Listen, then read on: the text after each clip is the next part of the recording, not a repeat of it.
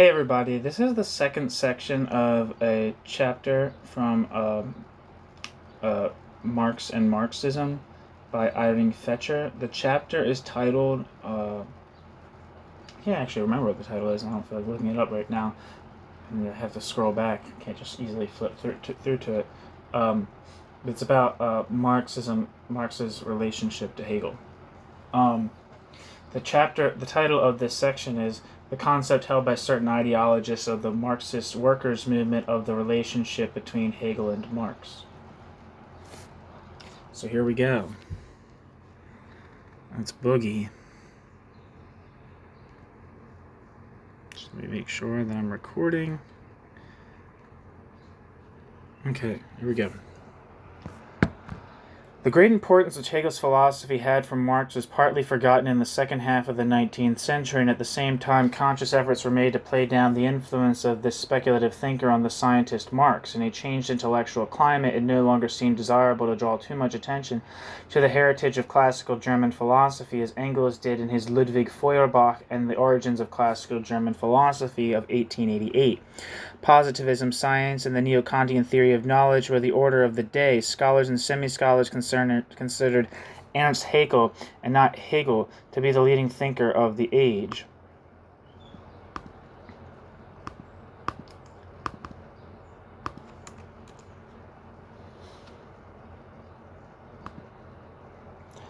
Wikipedia says Ernst Haeckel, who lived from 1834 to 1919, was a German zoologist, naturalist, eugenicist, philosopher, physician, professor, marine biologist, and artist. Ernst Haeckel discovered, described, and named thousands of new species, mapped a genealogical tree relating to all forms of life, and coined many terms in biology, including ecology, phylum, phylogeny, and protista. Hegel promoted and popularized Charles Darwin's work in Germany and developed the influential but no longer widely held recapitulation theory. Quote, ontogeny recapitulates phylogeny, end quote, claiming that an individual organism's biological development, or ontogeny, parallels and summarizes its species' evolutionary development, or phylogeny. The published artwork of Hegel includes over 100 detailed, multicolored illustrations of animals and sea creatures collected in his Kunstformen der Natur, quote, art forms of nature, end quote, a book which would go on to influence the Art Nouveau artistic movement. As a philosopher, Ernst Haeckel wrote Die Welträtsel, 1895 to 1899, in English, The Riddle of the Universe, published in 1900, the genesis for the term, quote, world riddle, end quote, Welträtsel, and freedom in science and teaching to support teaching evolution. Haeckel was also a promoter of scientific racism and embraced the idea of social Darwinism. Ernst Haeckel was the first person to characterize the Great War, the quote, first, end quote, World War, which he did as early as 1914.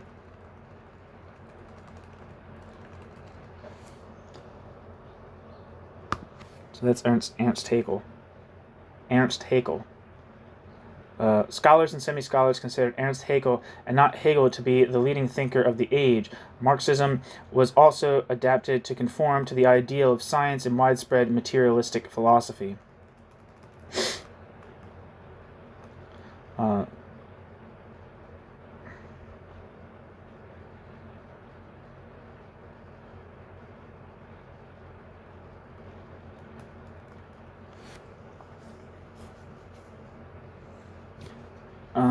Where am I? Marxism was also adapted to conform to this ideal of science and widespread materialistic philosophy. Hegel's conception of science, with its assertion of final and absolute knowledge, was replaced by the concept of modern, objective, value-free, neutral science, whereas Karl Marx, following on from Hegel, had asserted of his communist philosophy that it, quote, solved the riddle of history, end quote, and made the substance of history completely clear and understandable. The positive scientific character of Marxist analysis was now emphasized. Friedrich Engels compared Marx with Darwin and thought that he was honoring him by this comparison. Footnote. Friedrich Engels' speech at Marx's graveside, quote, "Just as Darwin discovered the law of development of organic nature, so Marx discovered the law of development of human history," end quote. Engels.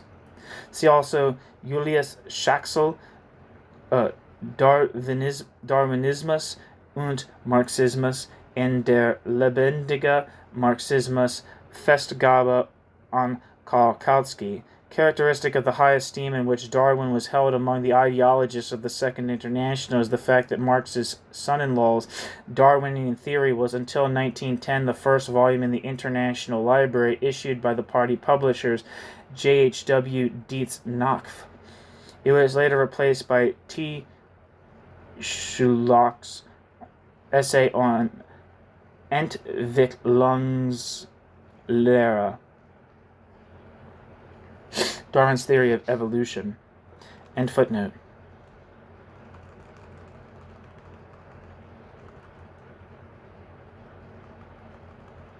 Where am I?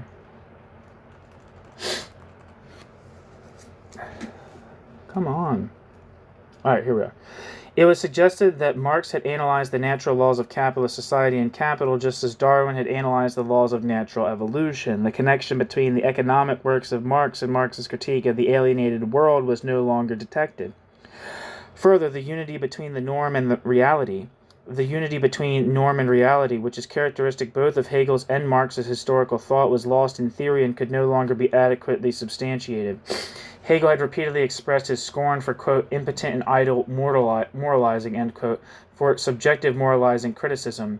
In the same way, Karl Marx turned against the left Hegelians of his age who had become subjectivists in their approach, and against those utopian socialists who thought that they could bring about a revolution in material circumstances through a simple appeal to noble sentiments. But in the case of both philosophers, moral values were an essential feature of the dialectical movement of the historical process. Hegel believed that reason and morality were immanent in the development of the world's spirit, while Marx put his faith in the power of the self-awareness of humanity and man. The unity between the norm and reality, existence and value, could not be maintained in a, quote, scientific socialism, end quote, which followed the ideal of the natural sciences, although in the case of Friedrich Engels, the two concepts of science, namely the Hegelian and the positivist, are still amalgamated in a rather confused manner of which the author is himself not properly aware. The Hegelian components are soon completely lost for later philosophers. The result of this was that the, quote, orthodox, end quote, Marxists of the age, above all Karl Kautsky and Plekhanov, split Marxism into two complementary sections: the purely scientific doctrine, free from fixed values, of the laws of social development, historical materialism and political economy on the one hand, and, quote, socialist, end quote, politics on the other, which was supported by these scientific notions and made use of them just as technicians make use of the knowledge achieved through natural science. The purest, indeed classical formulation of this concept of the essence of Marxism is to be found in the preface to Rudolf Hilferding's famous book Das Finanzkapital, which still retains today a permanent place in the, quote, armory of Marxist-Leninism, end quote, although Hilferding later departed from revolutionary Marxism. Quote, "There is a ... widespread but false tendency to identify Marxism with socialism, i.e. Marxist theory with socialist practice, Iring Fetscher, end bracket, because in logical terms, considered merely as a scientific system in isolation from its historical effects, Marxism is simply a theory of the laws of movement of society which formulates the Marxist concept of history in general terms, whereas it applies the Marxist economy to the epoch of the production of goods, ...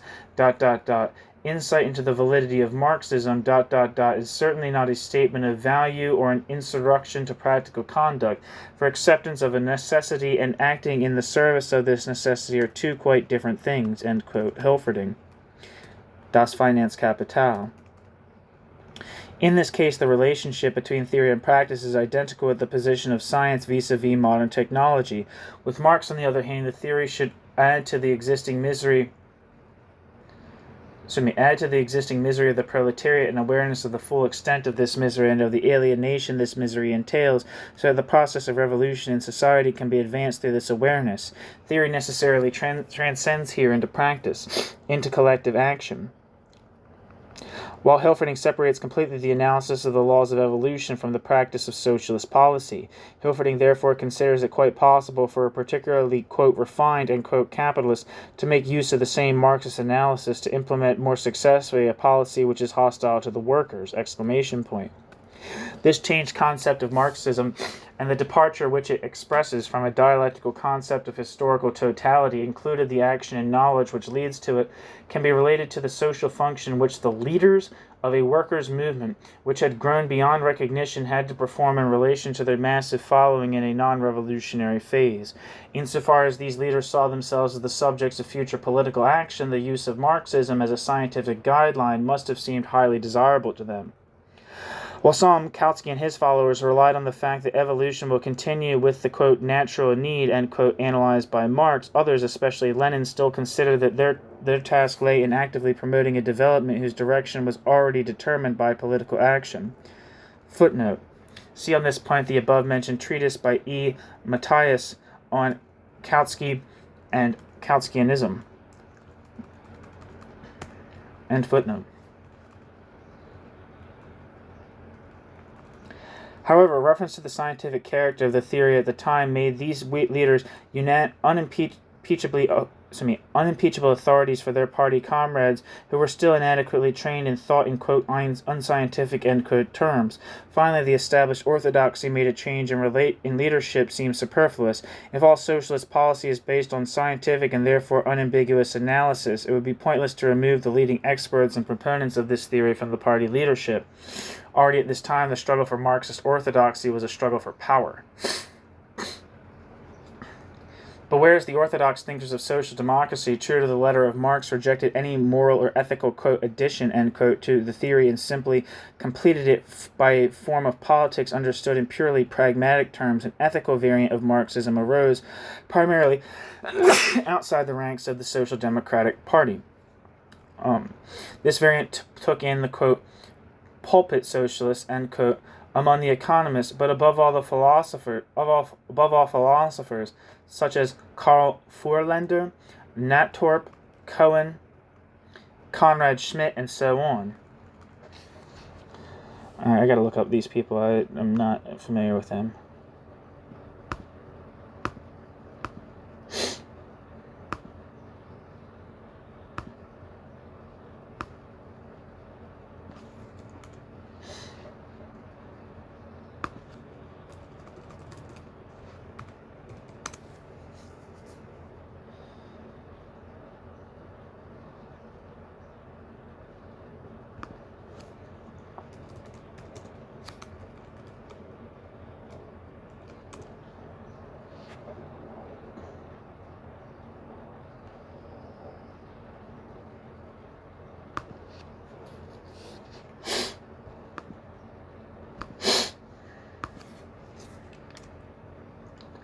Damn it.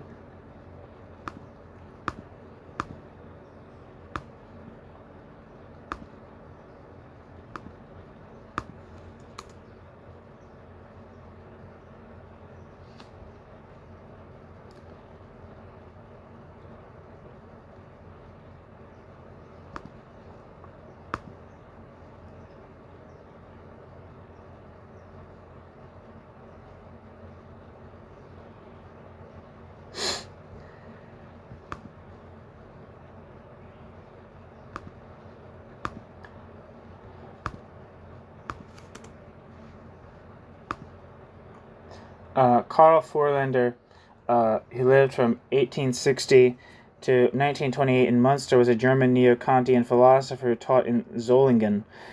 Karl Vorländer has published various studies and editions of the works of Immanuel Kant, including studies on the relation between Kantian thought and socialist thought, and of the influence of Kant on the work of Johann Wolfgang von Goethe. Karl Vorländer's 1924 biography of Kant became a classic of Kant scholarship for much of the 20th century. Yes.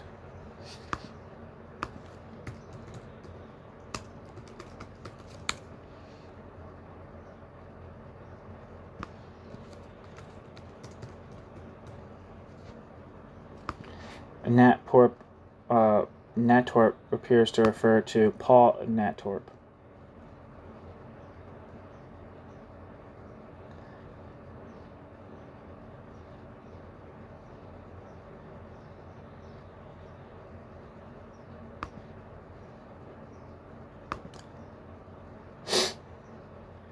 Wikipedia says Paul Natorp was a German philosopher and educationalist, considered one of the co-founders of the Marburg School of Neo-Kantianism. Paul Natorp was known as an authority on Plato.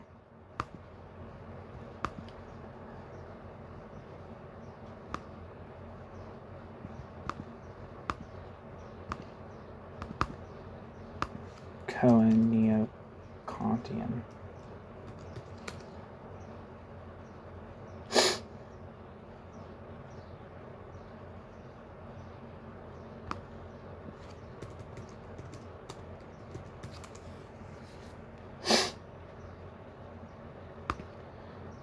Okay, Wikipedia says Hermann Cohen, who lived from 1842, was a German Jewish philosopher, one of the founders of the Marburg School of Neo-Kantianism, and he is often held to be, quote, probably the most important Jewish philosopher of the 19th century.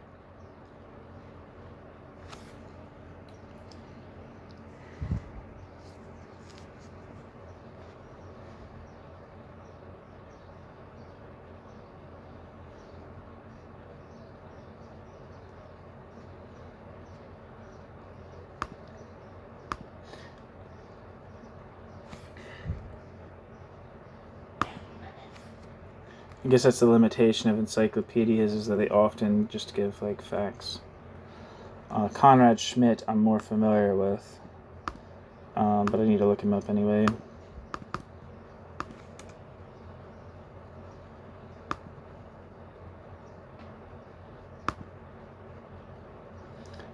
Conrad Schmidt, who lived from 1863 to 1932, was a German economist, philosopher, and journalist of the Social Democratic Party.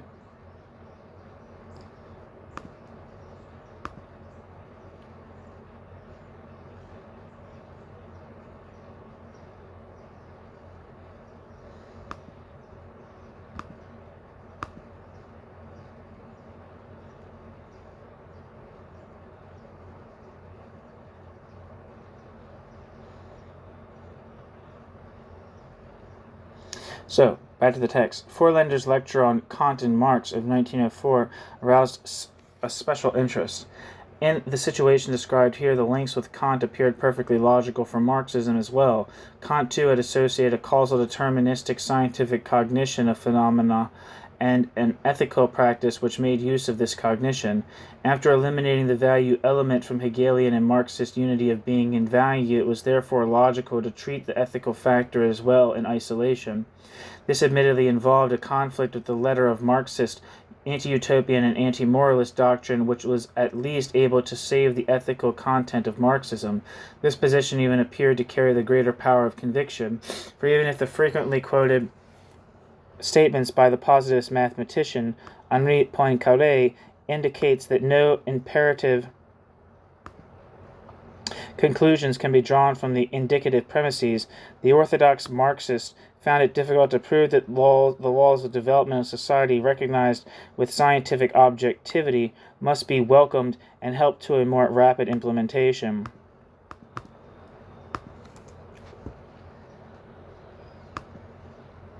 Henri Poincaré was a French mathematician who lived from 1854 to 1912. He was also a theoretical physicist, engineer, and philosopher of science. Henri Poincaré was described as a polymath, and in mathematics as the, quote, last universalist, end quote, since he excelled in all fields of the discipline as it existed during his lifetime. Due to his scientific successes, influence, and his discoveries, he has been deemed, quote, the philosopher par excellence of modern science, end quote. As a mathematician and physicist, Henri Poincaré made original fundamental contributions to pure and applied mathematics, mathematical physics, and celestial mechanics. In Henri Poincaré's research on the three-body problem, Poincaré became the first person to discover a chaotic deterministic system which laid the foundations of modern chaos theory. Henri Poincaré is also considered to be one of the founders of the field of topology. Henri Poincaré made clear the importance of paying attention to the invariance of laws of physics under different transformations, and was the first to present the Lorentz transformations in their modern symmetrical form. Poincaré discovered the remaining relativistic velocity transformations and recorded them in a letter to Hendrik Lorentz in 1905. Thus, Henri Poincaré obtained perfect invariance of all of Maxwell's equations, an important step in the formulation of the theory of special relativity. In 1905, Poincaré first proposed gravitational waves, ondes gravitiques, emanating from a body and propagating at the speed of light, as being required by the Lorentz transformations. In 1912, Henri Poincaré wrote an influential paper which provided a mathematical argument for quantum mechanics. The Poincaré group used in physics and mathematics was named after him. Early in the 20th century, Henri Poincaré formulated the Poincaré conjecture, which became over time one of the famous unsolved problems in mathematics, and it was solved in 2002 to 2003 by Grigory Perelman. So that's Henri Poincaré. Back to the text. Even if the frequently quoted statement by the positivist mathematician Henri Poincaré indicates that no imperative conclusions can be drawn from the indicative premises, the orthodox Marxists found it difficult to prove that the laws of development of society recognized with specific objectivity must be welcomed and helped to a more rapid implementation. It is therefore not surprising that in a work directed against Furlander, Ethics and the Materialist Concept of History, published in 1906, Kautsky himself in the end recognized the need for a moral ideal in social democracy. See Kautsky's Ethik und materialistische Geschichtsauffassung. Quote, social democracy, too, as an organization of the proletariat in the proletariat's class struggle, cannot dispense with the moral ideal and the moral revolt against exploitation and class dominance. But the ideal has nothing to derive from scientific socialism. The scientific research into the laws of development and movement of the social organism in order to detect the necessary trends and aims of the proletarian class struggle, ... Since the moral ideal becomes a source of error in science when it is arrogant enough to try to indicate aims for science, ... Ethics must always remain a simple object of science, ... End quote, Karl Kautsky. Exactly as in the case of Hilferding, scientific recognition of social causal relations understood in positivist terms appears here on the one hand, and the ethics of social democratic politics on the other. There is a strict dualism between what exists and what should exist. Ethics is indispensable as a complement to a theory which has become positivist. End footnote. It is possible to show by a thorough analysis of the theoretical work of Kautsky and Plekhanov that how far their interpretation of Marx deviated from the dialectical Hegelian interpretation, whereas Kautsky is attracted most strongly to a biologism which originates primarily from Darwin and Ernst Haeckel. Plekhanov's, quote, monism, end quote, contains above all features reminiscent of Spinoza and still forming a link of sorts with Hegel. Footnote. A popular presentation by J. Stern of the, quote, philosophy of Spinoza, end quote, was published at a very early date as number 8 in the, quote, International Library, end quote, mentioned above. I have a copy of the second edition of 1894. In about 1927, a number of articles on, quote, Spinoza's position in the prehistory of dialectical materialism, end quote, appeared in the Soviet Union and were published in 1928 in a single volume in German as number 13 in the Marxist Library. Moses Hess also characterized Spinoza as an ancestor of contemporary socialism and humanism, since he was the spiritual ancestor both of Hegel and of French socialism. End footnote. Even more than the orthodox Marxist, the revisionist wing of the workers' movement turned away from Hegel and dialectics. Edward Bernstein concluded from the notion of Marxism as an empirical science that its validity must constantly be checked against reality like all other forms of scientific knowledge. The checking of the prognosis, which Marx was supposed to have established, led to the, quote, revision, end quote, of certain dogmas which are still adhered to by some Marxist-Leninists. Footnote. On Bernstein in particular, on his relationship with Friedrich Engels, the contribution by Christian Gnois in Marxismus Studien, 1957. End footnote.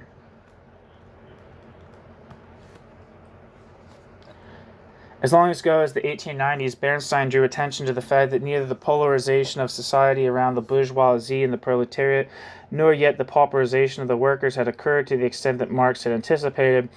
Bernstein traced back, at least in part, the dogmatic rejection by Orthodox Party members of the empirical facts demonstrated by Bernstein to the fateful heritage of Hegel, Dialectics. Footnote.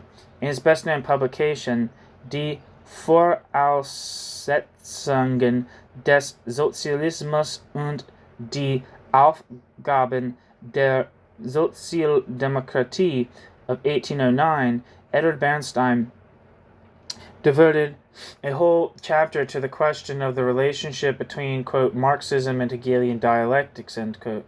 Bernstein seeks to show that the frequent illusions concerning the degree of maturity of the proletariat and the rate of social development to which Marx and Engels often succumbed were a direct consequence of the Hegelian dialectic which Marx and Engels made their own. Even if Marx asserted that he had placed Hegelian dialectics on a materialistic foundation, this did not eliminate the risk of logical conceptual deduction because, quote, however things may be in reality, as soon as they leave the ground of facts, which can be confirmed by experience and speculate upon them, we fall into the world of derivative notions. If we then follow the laws of dialectics as Hegel established the laws of dialectics, we are soon caught up again, before indeed we are ourselves aware of it, in the snares of the, quote, auto-development of the concept, end quote. This is the great scientific risk facing the Hegelian logic of contradiction, ... end quote. Quoted from the new, improved edition of 1920. If Marx and Engels declared in the Communist Manifesto of 1847 that the bourgeois revolution, which would soon occur, could only, quote, be the direct precursor of a proletarian revolution, end quote, this represented, quote, historical self-deception of a kind which could scarcely be bettered by a first-class political fanatic, and was impossible to understand in Marx, who had already at this stage seriously concerned himself with economics, ... unless it is seen as the product of a relic of the Hegelian dialectics of contradiction, which Marx, like Engels, seems to have adhered to throughout his life, but which at that time, ... was to become even more fateful. This is not a mere overestimation of the prospects of a course of political action, end quote. Bernstein continues, quote, but a purely speculative assumption of the maturity of an economic and social development. A purely speculative assumption of the maturity of an economic and social development, which has scarcely even shown its first buds. What was to take generations to achieve was already seen in the light of the philosophy of historical development from and in contradictions, i.e. the Hegelian and Marxist dialectics of history, Iring Fetscher, and as the result of the political revolution which had now given freedom only for the development of the bourgeois class. End footnote.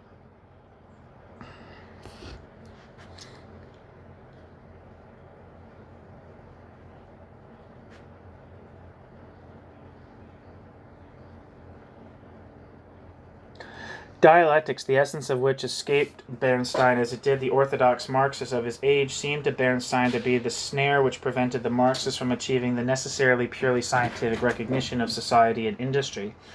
In his critique of certain individual dialectical categories, Bernstein occasionally arrived at formulations which are encountered later in the writings of Stalin, who stands at the opposite political pole from Bernstein. History, Bernstein considers, does not develop dialectically, and, quote, I am not of the opinion that the struggle between opposites is the motive force behind all development. The interaction between related forces is also a great motive force in development, end quote, Bernstein. See Joseph Stalin Progress Report to the 18th Party Conference of the Communist Party of the USSR. B. Quote, the work of the Central Committee, March 10th, 1939, end quote. translated into German in 1949, quote, "Whereas the capitalist society is torn by irreconcilable conflicts between workers and capitalists, peasants and proprietors, which make capitalist society's internal situation so uncertain, Soviet society, which has been freed from the yoke of exploitation, does not know such contrasts. It offers a picture of friendly cooperation between workers, peasants, and intellectuals. On the basis of this communality, there developed such driving forces, bracket, for Soviet society, Iring, Fetscher, end bracket, as the moral and political unity, the moral and political unity of Soviet society, friendship among the peoples of the USSR, and Soviet patriotism, end quote. Stalin. According to Stalin, the driving forces in development are therefore no longer real antagonisms, but as for Bernstein, quote, interaction between related forces, end quote, cooperation between classes living in friendship, a community of friendly nations, and finally Soviet patriotism, which we may take to mean harmony between the Soviet population and their government. End footnote.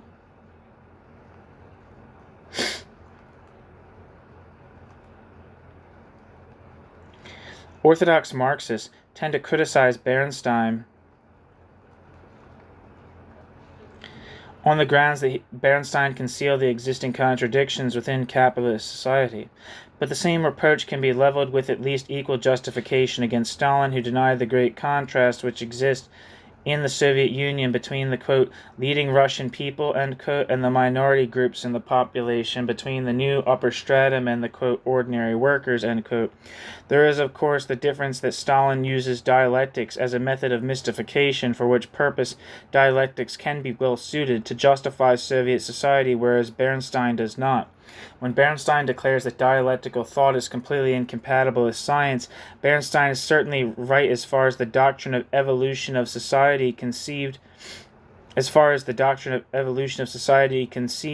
on the model of natural science is concerned.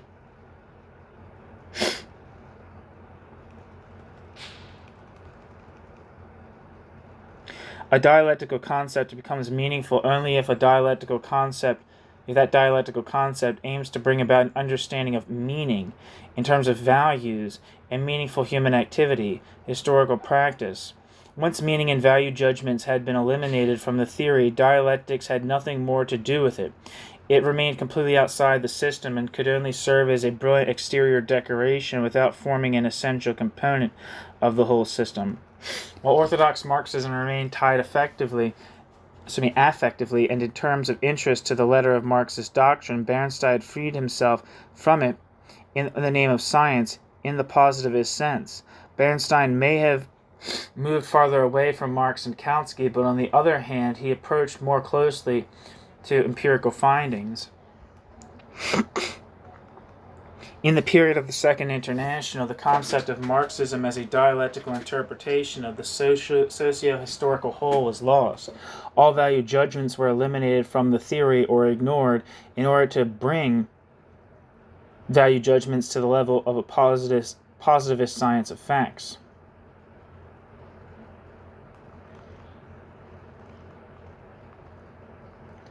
But while the Orthodox Marxists stuck unflinchingly to the letter of the doctrine without reference to conflicting empirical findings, Edward Bernstein revised this doctrine on the basis of empirical facts by eliminating the norm which was immanent in extension. Practice was also isolated from theory. The relationship between the two was understood already by Engels as the relationship between the natural law and technical application. Marxism became a variety of positivism, while Engels and Kautsky at the same time developed Marxism into an evolutionary philosophical doctrine, Darwin and Marx. This whole period is therefore characterized by external and internal rejection of Hegel. The theory, which was understood in the sense of a positive natural science, lost the unity with socio-historical totality which had been developed by Marx and Hegel, and became a mere instrument of cognition or a weapon in the class war. The ambiguity of the notion of science, which was used first in Hegel's sense and then again in the sense adopted by modern natural science, already enabled Engels to make the quiet transition and adapt himself to the dominant mental attitudes of his age. Subsection A, Lenin and Hegel.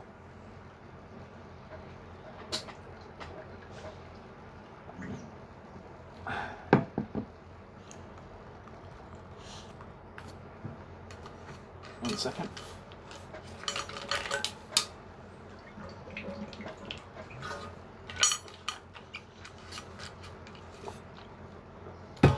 By comparison with the ideologists of the Second International, Lenin established fresh links between Marxism and Hegel.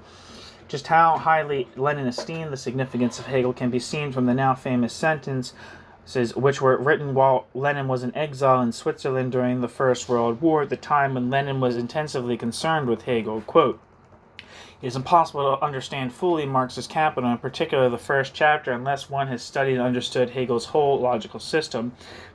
It follows that after half a century, not one of the Marxists has understood Marx." End quote. Lenin, Notes on Hegel's Science of Logic. What were the motives behind this reinforcement of the dialectical and Hegelian element in Marxism, and just how extensive was the approach of Lenin to Hegel, or what were its limits? We shall examine these two questions as briefly as possible. 1. The heightened emphasis on the dialectical and hence Hegelian element in Marxist doctrine can be traced back primarily to the revolutionary impetus which Lenin gave to Russian social democracy. Activation of the revolutionary side of Marxism was necessarily accompanied by a heightened emphasis on dialectical elements. The revolutionary activism of Lenin was undoubtedly rooted in large measure in the specific Russian tradition and in the special position in which the Russian workers' movement was placed. Footnote.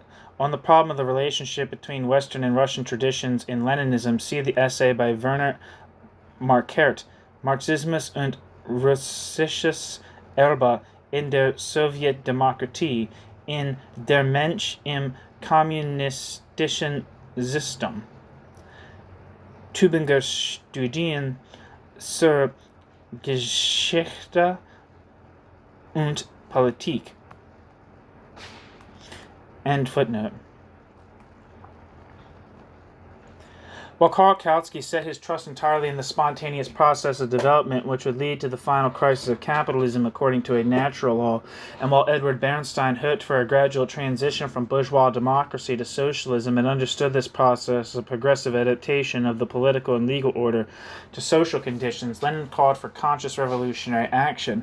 Following on from Marx's revolutionary theory, Lenin understood the spontaneous form of development simply as the condition on which revolutionary action would be based.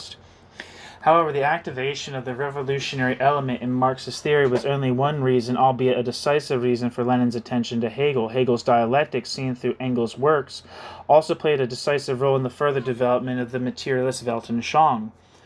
While Engels' main concern was still to retain the dialectics of German idealistic philosophy and the material conception of nature and history, prefaced to Ante during 1878, Lenin saw his main task in the maintenance and defense of materialism and used Hegel's dialectic as a tool to achieve the maintenance and defense of materialism.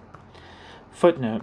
See Karl Korsch, Marxismus und Philosophie, published in Leipzig 1930, in which the prophetic statement is made that Lenin's philosophy, unlike that of Engels, quote, constitutes a supreme court of justice convened to judge all earlier, present, and future results of individual scientific research, end quote. And footnote.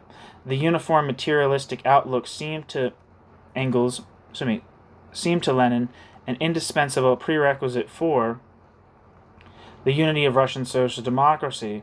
For this reason, he fought from an early age against all the philosophical tendencies which seemed to him to point towards a departure from purely materialistic doctrines. It is also characteristic of Lenin that he placed the greater weight on links with the tradition of French materialism of the 18th century than was normally the case with the Western Marxist parties. The Russian revolutionary tradition plays an important part in this shift in emphasis. Footnote.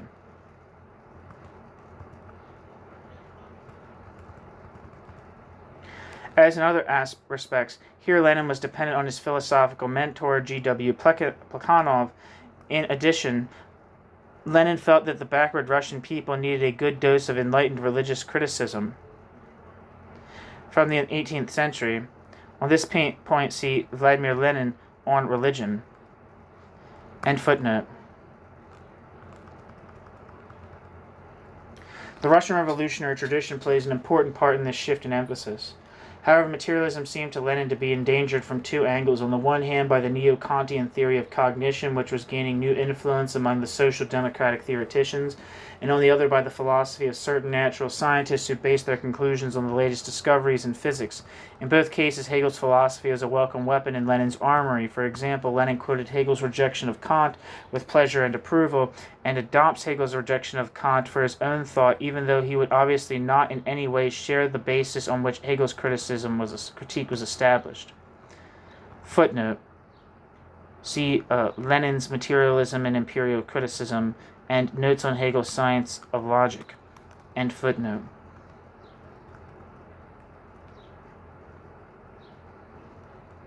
The importance which Lenin attributed to Hegel's dialectics was for a materialistic interpretation of the natural sciences apparent from the following statement in his Relevance of Militant Materialism, published in 1922. Quote, "It must be remembered that thoroughly reactionary schools and groupings are developing from the sudden changes which modern natural science is undergoing, ... If we wish to take up a conscious position on such a phenomenon, as for example Einstein's theory of relativity, we must understand that without a solid philosophical basis, no natural science, whatever form that natural science may take, and similarly, no form of materialism can successfully withstand the pressure of bourgeois ideas and the re-establishment of the bourgeois Weltanschauung. To win this struggle, ... the research worker in the natural sciences, ... must be a dialectical materialist. To achieve this goal, ... the study of Hegel's dialectics, ... must ... be organized from the materialistic standpoint." End quote. Lenin. The Relevance of Militant Materialism. End footnote. Lenin came closest to Hegel in the philosophical essays Philosophische Tetradi, I don't know, which were published posthumously in 1932 but written between 1914 and 1916 while Lenin was living in exile in Switzerland. In his efforts to, quote, read, end quote, Hegel's Logic and History of Philosophy, quote, materialistically, end quote, Lenin constantly notes with astonishment the closeness between Hegel and materialism. However, at the same time, Lenin is impressed by the systematic unity and breadth of Hegel's thought, and perhaps saw in Hegel a model for a comprehensive materialistic dialectical philosophy. It is therefore not accidental that Lenin's interpretation and criticism centers on Hegel's logic, and not on the much livelier phenomenology of spirit, which is more saturated with reality but less systematic, and which had once provided many fertile impulses for Marx. The definition of logic, the general theory of categories with its materialistic overtones, which Lenin provides following on from Hegel in his commentary on the science of logic, then appears in all Soviet textbooks as the definition of materialist dialectics or scientific Marxist philosophy. Quote, "Logic is not the doctrine of an external form of thought, but of the laws of development of all material, natural, and spiritual things, i.e. the development of the entire concrete content of the world and its cognition, i.e. the outcome, totality, and conclusions of the history of the cognition of the world." End quote. As a footnote, I've heard people talk about like Hegel's logic being like an ontologic, so it's not just a study of like, I don't know, like forms of thought as in like formal logic or like the laws of thought, but of like also of like there's like a metaphysics about like the nature of reality as it actually exists. I'm not sure about that. I'm not a specialist on Hegel. I'm kind of talking out my ass, but something to think about. Where am I?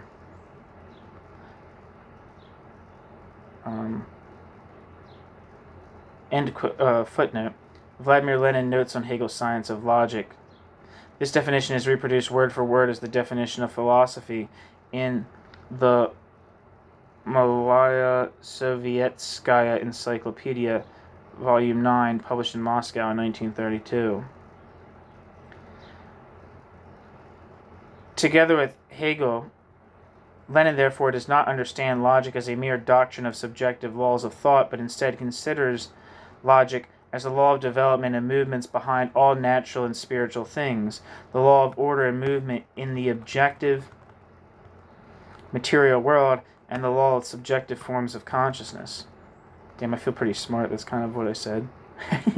However, while Hegel sought to interpret this identity of the order of thought and being from the logos which lies behind the unity of all reality, to the materialist Lenin, as earlier to Engels, the unity of the world seems to be conditioned by its, quote, materiality, end quote. Lenin did not realize that this involved only a contrast in terminology. 2. The limits of Lenin's approach to Hegel can be indicated by the following notes. A. In spite of his emphasis on the significance of consciousness, Lenin was not able to interpret in dialectical terms the transformation of proletarian consciousness into collective action. By conscious revolutionary action, Lenin did not understand completely conscious common action by all the workers, but the act of conscious leadership by the elitist Leninist party. I'm going to repeat that because a lot of it's in italics. By conscious revolutionary action, Lenin did not understand completely conscious common action by all the workers, but the act of conscious leadership by the elitist Leninist party. The conscious author of the revolution is not the collective proletariat, but their wise leader, the party. Whereas the young Marx simply wanted to throw the spark of awareness, philosophy, into the midst of the proletariat to enable the proletariat to realize the historical significance of their position and hence begin, quote, revolutionary praxis, end quote, Lenin asserts, following on from a statement by Kautsky, the necessity for an organization of leadership which will last or at least extend over a long period of time and guide the masses of the proletariat which have still to achieve maturity. Footnote, I shall return in detail to this aspect in the third part of my essay. End footnote.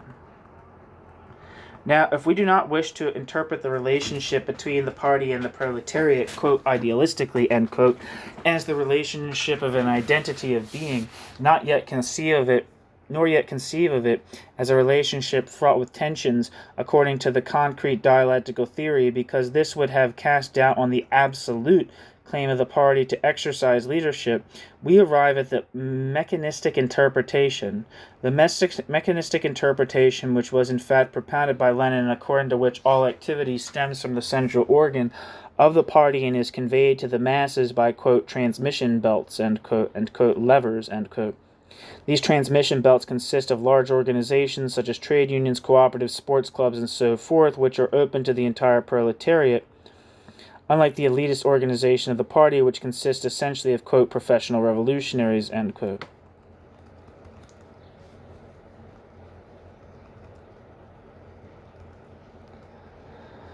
Rosa Luxemburg had already criticized this Leninist interpretation of the relationship between the party and the proletariat in 1904.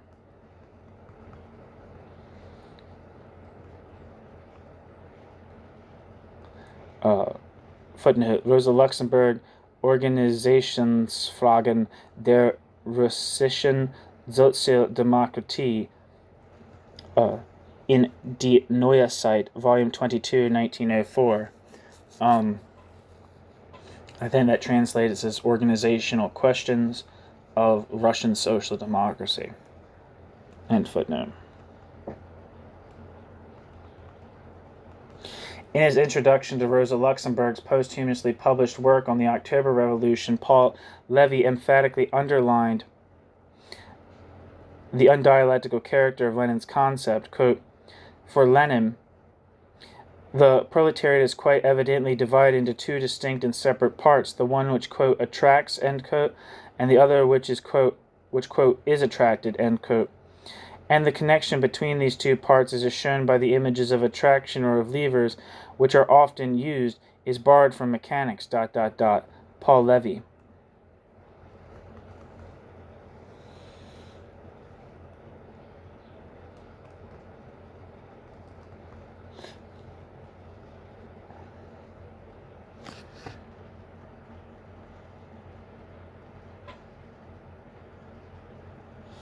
That's from Rosa Luxemburg, Die Russische Revolution, or the Russian Revolution, with an introduction to mark the 40th anniversary of the October Revolution by Bernhard Klaus.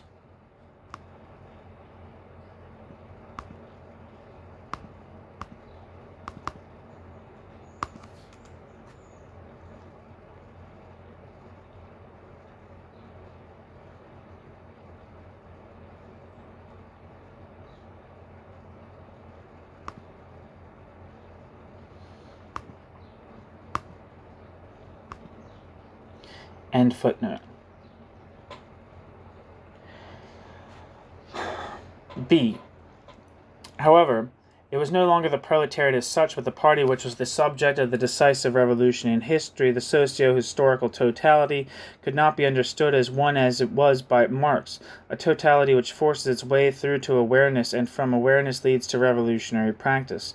The theory of historical materialism was understood rather as, in the case of the thinkers of the Second International mentioned above, as an objective science, i.e. a science concerning the object and not ourselves, free from inherent values which must be followed by action if that action is to be successful.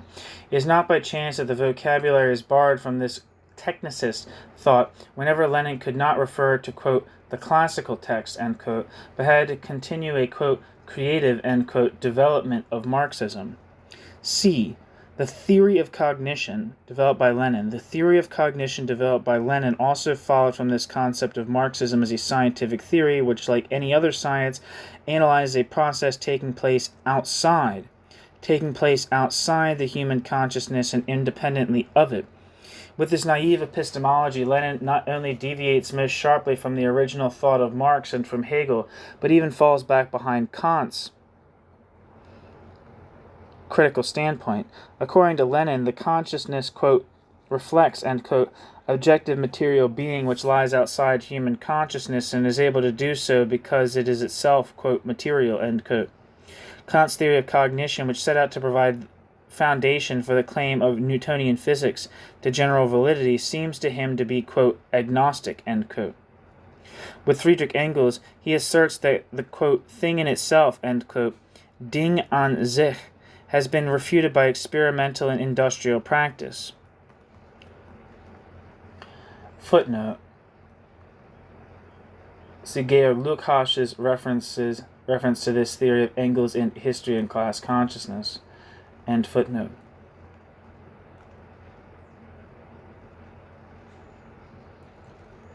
Since the theoreticians of the Second International had already failed to understand the basic difference between the material socio-historical process of development produced by man himself and natural development, Lenin was also unable to understand that the historical world is governed by a different relationship between consciousness and action to extrahuman nature.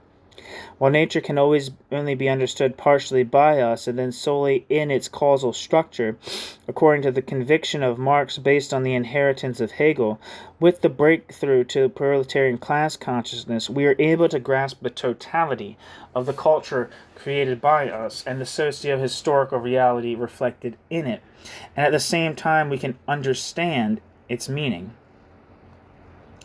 Footnote. Marx, Capital, Volume 1, quote, Darwin has drawn attention to the formation of plants and animal organs, ... Does not the history of the formation of the productive organs of social man, ... call for the same attention? And would it not be easier, ...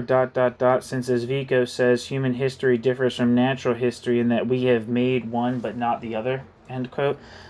Marx, Capital, Volume 1.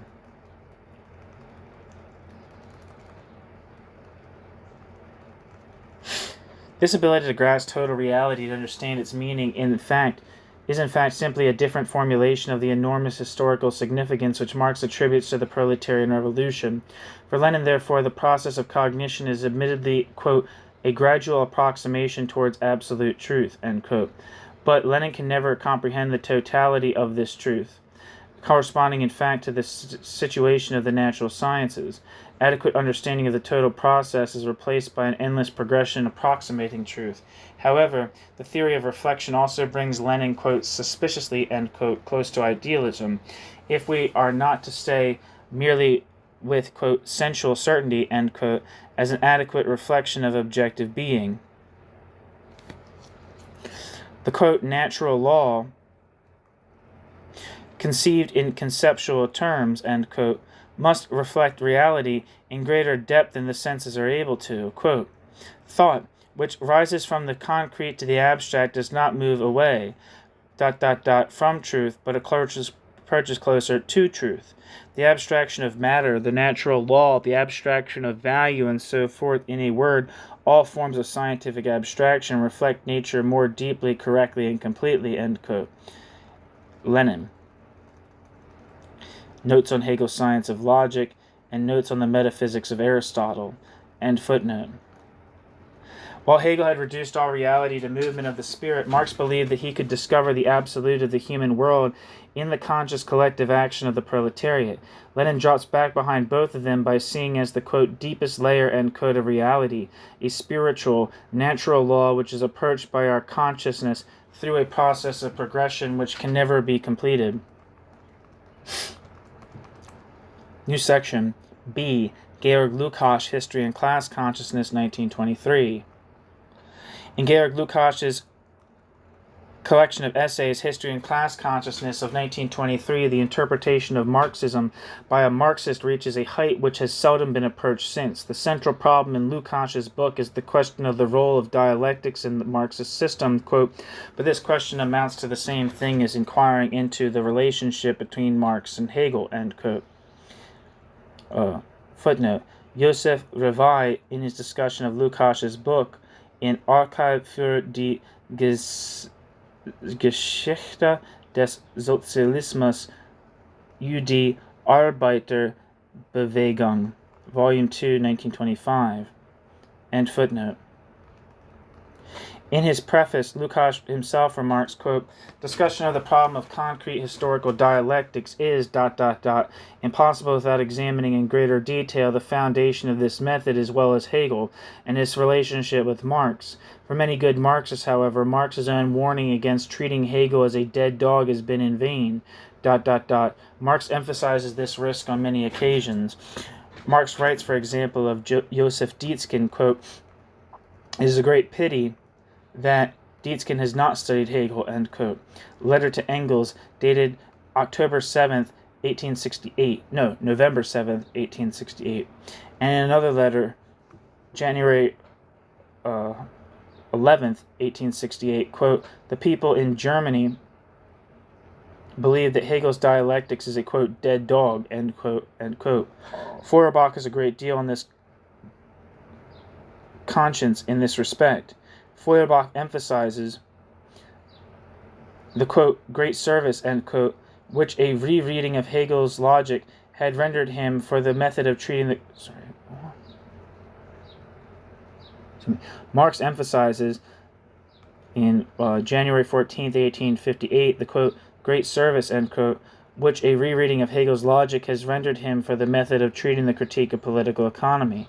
But we are not concerned here with the philological aspect of the relationship between Marx and Hegel, not with Marx's view of the importance of Hegelian dialectics for his method, but with the material significance of this method for Marxism, end quote.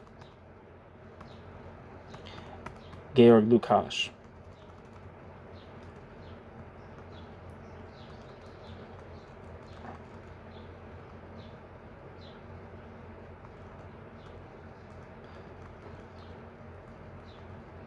This book is therefore less concerned with providing biographical evidence for the significance of Hegel for Marx as a thinker than with this relevance with which the dialectical method, developed for the first time fully consciously by Hegel, has for Marxism for the historical dialectics of Marx. Lukács does not simply take it as recognized that Marx's dialectics is structurally the same as the Hegelian form. He proves this fact with the aid of a historico-materialistic interpretation of Hegelian philosophy. Although Lukács's work on Hegel, which was published in 1948, is no longer based on the same ground as his Hegelianizing proposition of 1923, it still represents an addition to the theory already developed at that time. The Hegelian dialectics arose from an attempt to interpret bourgeois society and bourgeois society's antagonisms in the same way as Marxist dialectics, which could therefore be built up on the foundations prepared by Hegel and follow Hegel's work on a new, concrete, practical basis. Footnote. The third part of this essay in the above-mentioned publications by Fritz Behrens. It is important, end footnote, it is important that Lukács understands human history and not the development of nature as the genuine, quote, field of application, end quote, or more directly as the area in which dialectics is applicable, that Lukács takes as his starting point the fundamental difference between specific relationships within nature, which can be interpreted in dialectical terms, and the thoroughly dialectical relationship in the historic totality.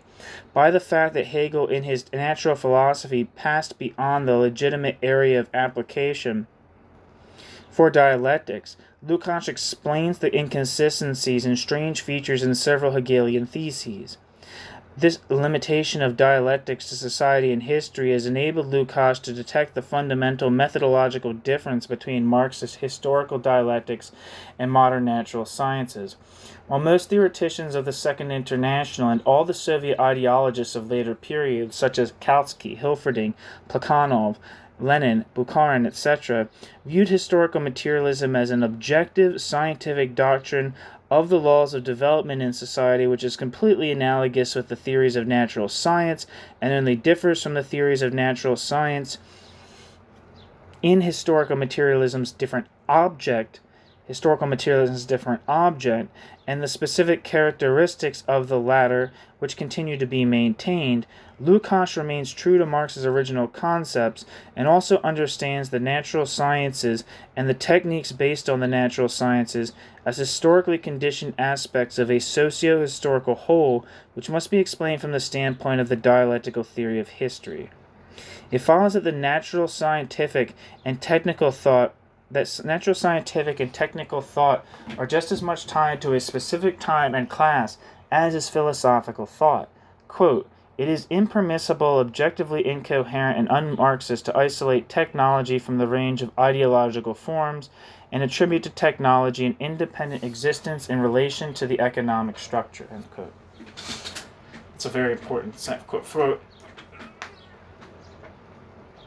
I'm going to reread that because this bucks against a lot of interpretations of historical materialism.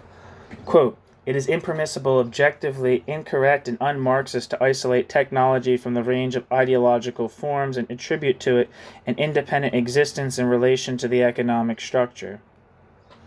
Footnote, Lukács in his discussion of Bukharin's theory of historical materialism from 1925.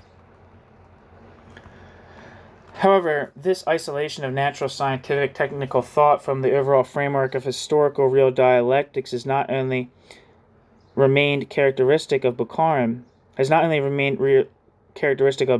in the same way of Stalinist Soviet ideology right up to the present day. According to Lukács, Bukharin failed to recognize the qualitative difference between nature and history, namely that laws can be detected in nature, whereas only trends can be shown in history. I would also add that this is true also of Trotsky's Marxism as well. Natural science is able to show the necessity of certain processes, while a Marxist study of society can demonstrate only the objective possibility, a category developed by Lukács in History and Class Consciousness following on from Max Weber, of a revolutionary process. In the present context, it is simply important to remember that Lukács understands Marxism as a doctrine of the concrete dialectics of the historical process, and not, as has been standard practice since Engels and Plekhanov, as a general, all-embracing philosophical doctrine. By conviction, Bukharin is still rooted in, quote, contemplative materialism, end quote, because Bukharin, quote, does not subject the natural sciences and the natural sciences method to historico-materialistic criticism, i.e. does not understand the natural sciences and their method as products of historical development, and applies the natural sciences and their methods method absolutely, uncritically, unhistorically, and undialectically to the understanding of society, end quote. Lukács. However, even if the Orthodox Soviet ideologists, Stalinists, objected that Bukharin did not think in sufficiently dialectical terms, the Stalinist ideologists still subscribed to the basic thesis of the identity between natural, scientific, and Marxist thought. They did not contrast the historical dialectical thought of Marxism with the mechanistic thought of natural science, but sought instead individual dialectical features in the general method of natural science in order to retain dialectics for the political struggle and at the same time assert the identity of Marxist method in natural science. In the above-mentioned critique, Joseph Revai emphasized the fact that, quote, orthodox, end quote, revolutionary thinkers such as Plekhanov, from whom Revai mentions in the same connection as Lenin, admittedly still used dialectics as a weapon in the political struggle, and there is no doubt that Lenin was a genius in the area of the day-to-day struggle, strategy, and tactics of revolution, but that only individual factors or elements of dialectics are understood in the theory, whereas in the last resort the historic totality is understood mechanistically, as I've already shown myself by taking the example of Lenin's interpretation of the relationship between party and class.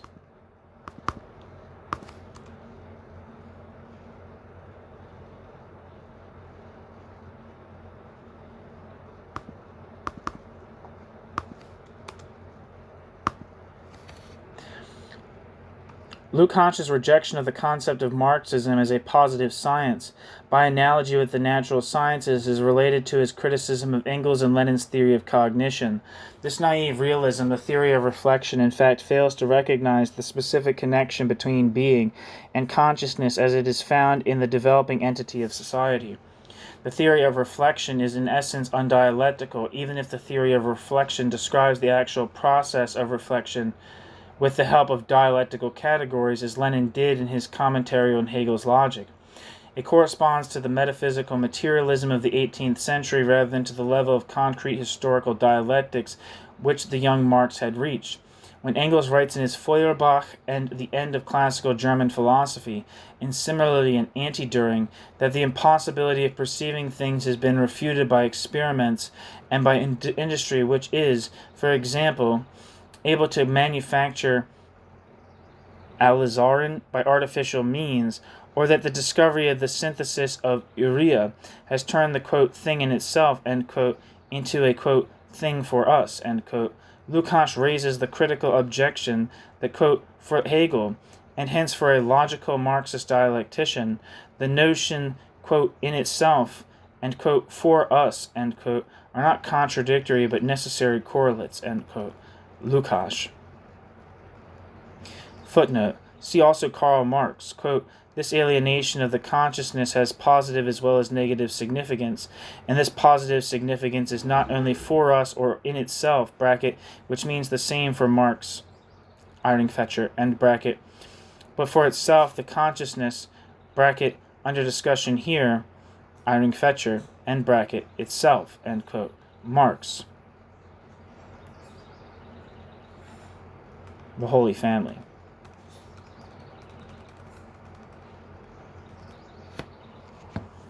One second.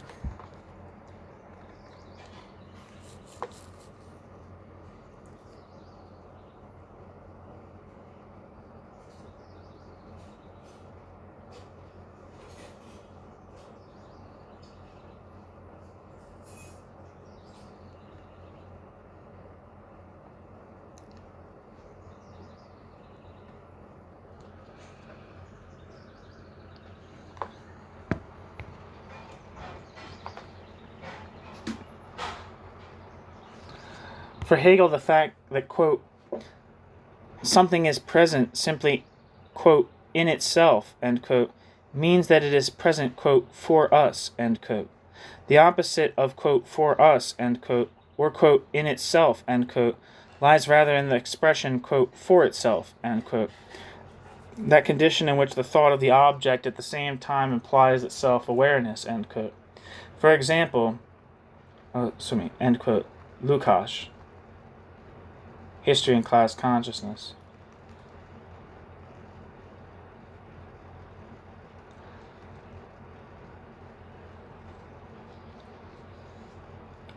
For Hegel, the fact, quote, that something is present simply, quote, in itself means that it is, where am I?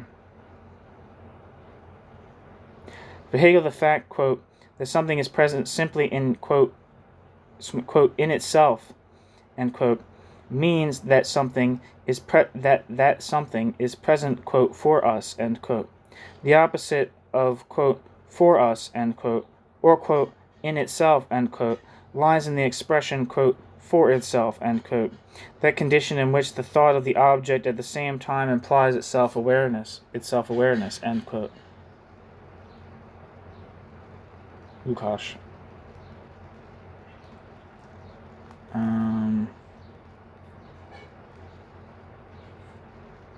For example, in the eyes of the young Marx, the proletariat, quote, in itself, end quote, is already a class, i.e., quote, for him, end quote, the consciousness of Karl Marx, it forms a socio-historical unit. But, quote, for itself, end quote, is still not a class, since it is broken up into many groupings and isolated individuals. According to Lukács, the fact of the class, quote, coming into its own, end quote, is conscious self-constitution, will at the same time effectively lead to revolution, since the proletariat cannot become aware of itself without abolishing and eliminating the reified basis of capitalist society, through this awareness transcending into action. Quote, the basic misunderstanding perpetrated by Engels, therefore lies in the fact that Engels considers the management of industry and experimentation, bracket, not merely the revolutionary action of the proletariat, which becomes an active class. Bracket, not merely the revolutionary action of the proletariat, which becomes an active class, Iring Fetscher, end bracket, as practice in the dialectical philosophical sense.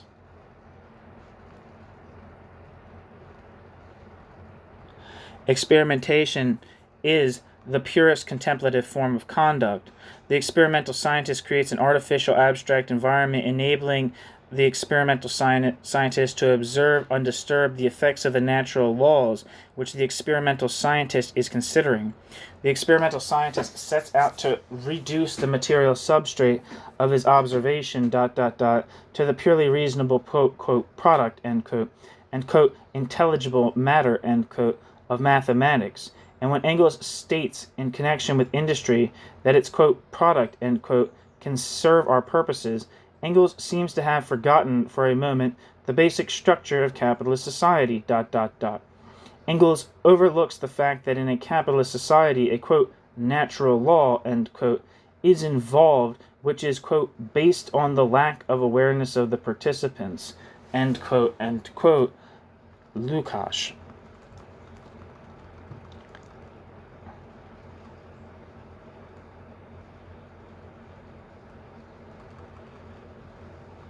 Shit, it's not Lukács. That's Marx. Shit. Wait. I don't know, that doesn't make sense. Maybe that's I think the quote inside the quote is Marx. That's actually what makes sense.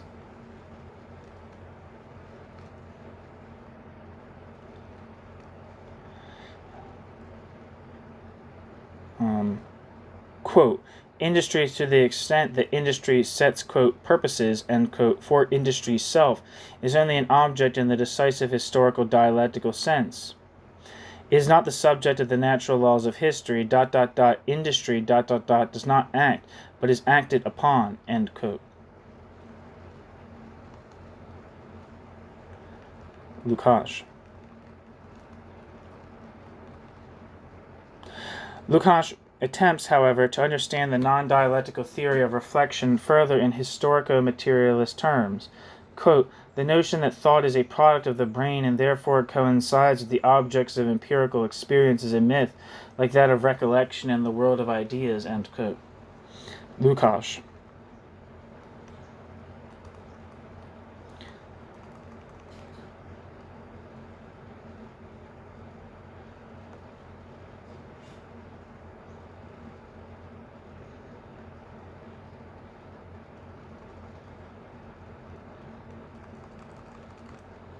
Precisely the point in which for the historical thought, bracket, of Marx and Lukács, so this is still a quote from Lukács, quote, precisely the point in which the historical thought, bracket, of Marx and Lukács, Iring, Fetscher, end bracket, the coincidence of thought and being is revealed, namely, that thought and being both, immediately and not only immediately, have a rigid objective structure, forces undialectical thought to ask an insoluble question, bracket, how can the consciousness and reality coincide outside the area of consciousness? Iring, Fetscher, end bracket. It follows from the rigid contrast between thought and empirical being, on the one hand, that it is impossible for them to be in a relationship of reflection, and on the other hand, that the criterion of correct thought can be sought only through the path or reflection. It might be of reflection, I'm not sure. It says or reflection, though. As long as man adopts a contemplative attitude, man's relationship both to man's own thought and with the objects of empirical experience which surround him can only be an immediate one. He accepts both in their finished state, produced by historical reality, bracket, for which Lukács is the all-embracing total reality, Iring, Fetscher, end bracket, ... this and his mythological, bracket, exclamation point, end bracket, questions do not seek to determine on what concrete basis the rigidity of the two fundamental factors has arisen and what ... impulses are contained in these basic structures intend to overcome their rigidity. All he is concerned with is to determine how the unchanged essence of these basic features can be brought together unchanged and how they can be explained as such. End quote. Lukács.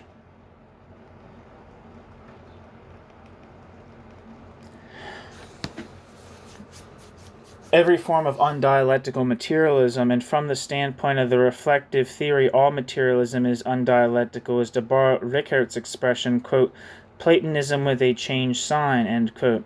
According to Lukács, real progress can be achieved only through an interpretation of reality, which understands this total interplay of all the factors involved, quote, only when thought appears as a form of reality, as a factor in the general process, can thought overcome thought's own rigidity, bracket, which contrasts thought with the being existing outside consciousness, Iring, Fetscher, end bracket, through dialectics in progress instead of remaining immobile, end quote.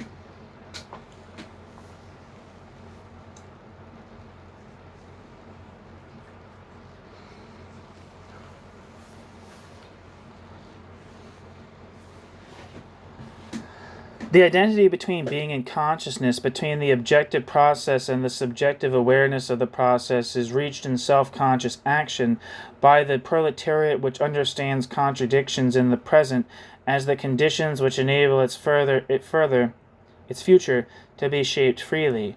This is the one decisive example of historical dialectics with which Karl Marx was concerned.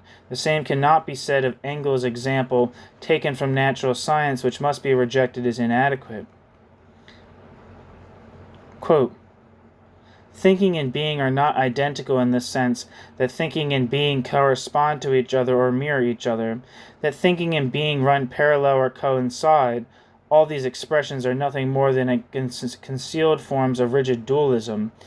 Thinking and being's identity is determined by the fact that thinking and being are parts of one and the same historical dialectic process. What the consciousness of the proletariat, quote, reflects, end quote, is the new and positive element arising out of the dialectical contradiction in capitalist development. This is not something which is invented by the proletariat or, quote, created, end quote, out of nothing, but rather the necessary consequence of the total process of development, a consequence which is converted from an abstract possibility into concrete reality only when it is elevated into the consciousness of the proletariat and turned into practice action by the proletariat. This change is not merely a formal change, since the realization of a possibility and the implementation of a trend imply the objective conversion of society, a change in the functions of society's constituent factors, and hence a change in the structure and content of all individual objects." End quote. Lukács.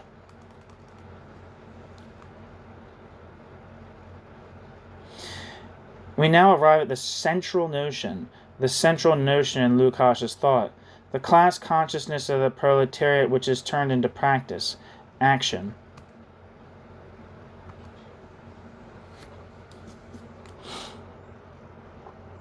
Morris Watnick, writing in Morris Watnick in Soviet Survey, published in London, January and March 1959, objected that my presentation of Lukács swept the elite aspect of his doctrine under the carpet.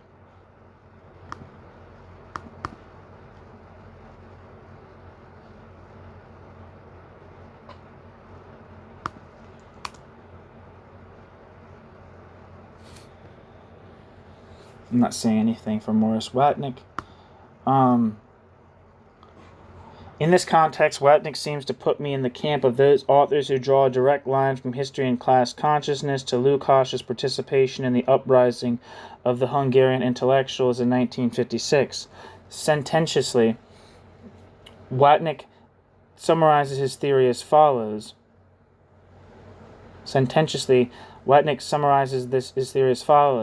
Quote, Lukács acquires his first fame as a, quote, deviationist, end quote, because Lukács was a more thoroughgoing and more sophisticated Leninist than Lenin himself, end quote.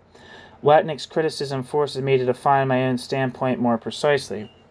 Even if history and class consciousness still seems to me to be one of the most significant philosophical contributions to Marxism in this century, I am not of the opinion that the theory contained in history and class consciousness, above all the doctrine of class consciousness and the theory of organization directly taken over from Lenin and idealistically legitimized, would lead to less totalitarian political consequences if taken as the basis for practical party politics.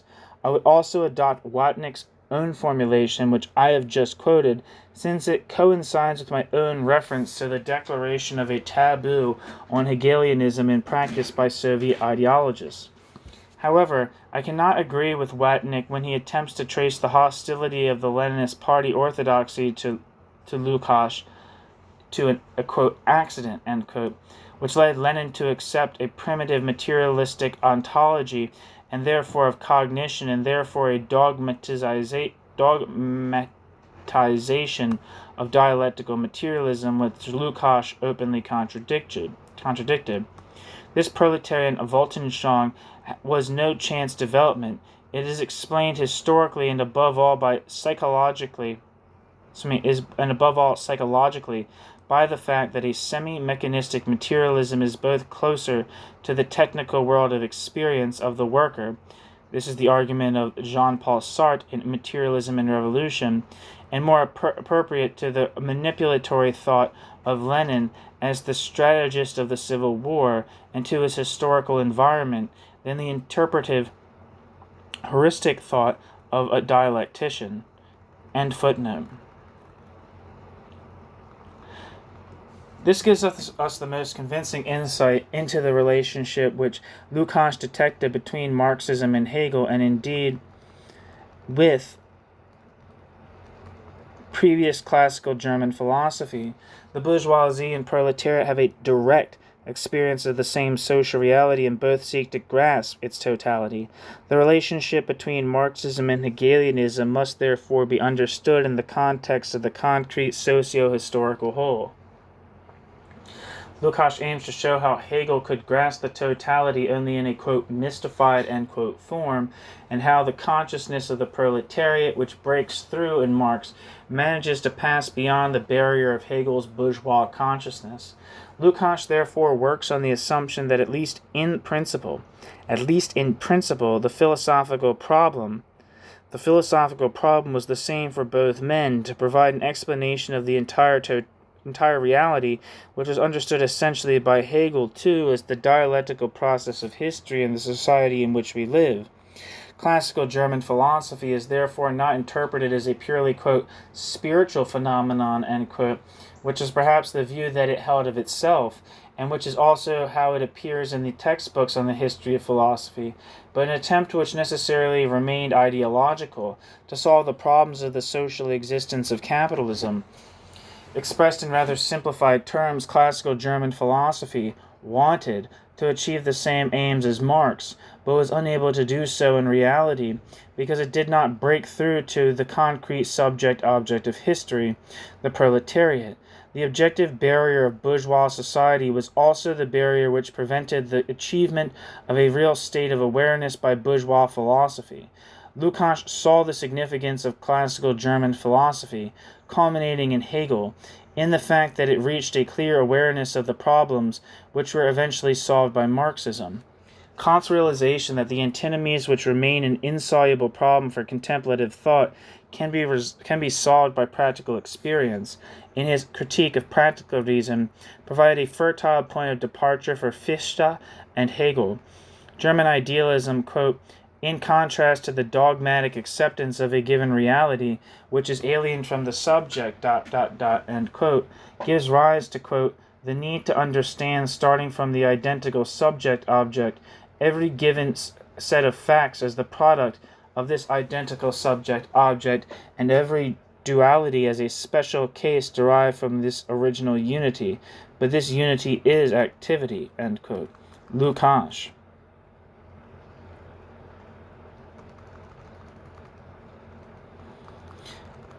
Fichte refers to this as, quote,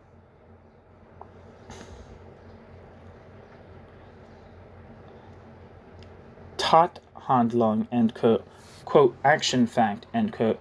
And Hegel believed that he had discovered the subject of this action fact in the spirit, for example, in the world spirit which produces history. However, Marx objects against Hegel that this world spirit only appeared to have produced real history, and that basically this is only a myth with the help of which we can subsequently interpret the rational process of history. Admittedly, history was already recognized by Hegel as the source of a solution to the problems of classical German philosophy, but history itself does not yet appear in real and profane terms because history itself is not viewed from the standpoint of its real subject. His philosophy can therefore only serve to show, albeit with magnificent clarity, the antinomies of bourgeois society, which are perceived in their full reality and only seem to be vaulted over by an idealistic structure, but cannot overcome these antinomies in practice.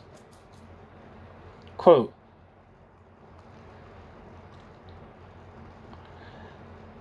in the context of the history of its development, classical philosophy is in the paradoxical position of claiming to overcome bourgeois society in terms of thought, because this society can be conceived only through an awareness of the contradictions which tend to transform this society, Iring, Fetscher, of giving in its speculations life to the men who are destroyed in it, and by it, but in terms of its actual results has simply arrived at a complete intellectual reproduction of bourgeois society, end quote.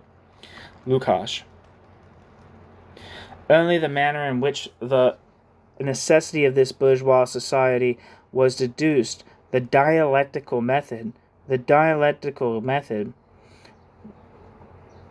could lead beyond it in practical terms, but its genuine significance could be achieved only in the proletariat, by drawing attention to Schiller's letters on aesthetics and the problems which Schiller raised of unalienated man in an inhuman alienated reality. Lukács seeks to show that the bourgeois thought of the classical period was also concerned with the re-establishment of man. Following on from the critique put forward by the young Marx, he does, however, show at the same time that the, quote, true man, end quote, always appears here only as an abstract being, purely spiritual or artistic, isolated from society and related to society only ideally. The problems facing bourgeois thought, that is, the need to grasp the unity of all reality, as the product of an action fact from which subjects and objects emerge in subjects and objects division, and to which they are related back as, quote, moments, end quote, and the humanization of man are, however, the same problems which Marxism sets out to solve. Lukács therefore recognizes the fact that classical bourgeois thought, Lukács would not make the same assertion of the late bourgeois thought, which became, quote, apologetical, end quote, is concerned with a genuine problem, which it is, however, unable to solve, and is humanistic. Lukács's Stalinist critiques generally confuse the barrier, which can be interpreted in Marxist terms, to bourgeois awareness with a moral inferiority of bourgeois philosophy, and the attempts to find a solution which necessarily appear idealistic with an intentional struggle against materialism presented as an always revolutionary theory in an undialectical and unhistorical manner. Marx manages to go beyond Hegel not by virtue of materialistic criticism in Feuerbach's sense, but because he was able to show the real subject-object of history, the quote, we, end quote, whose actions really constitute history in the proletariat. Footnote. Oh, no footnote, never mind.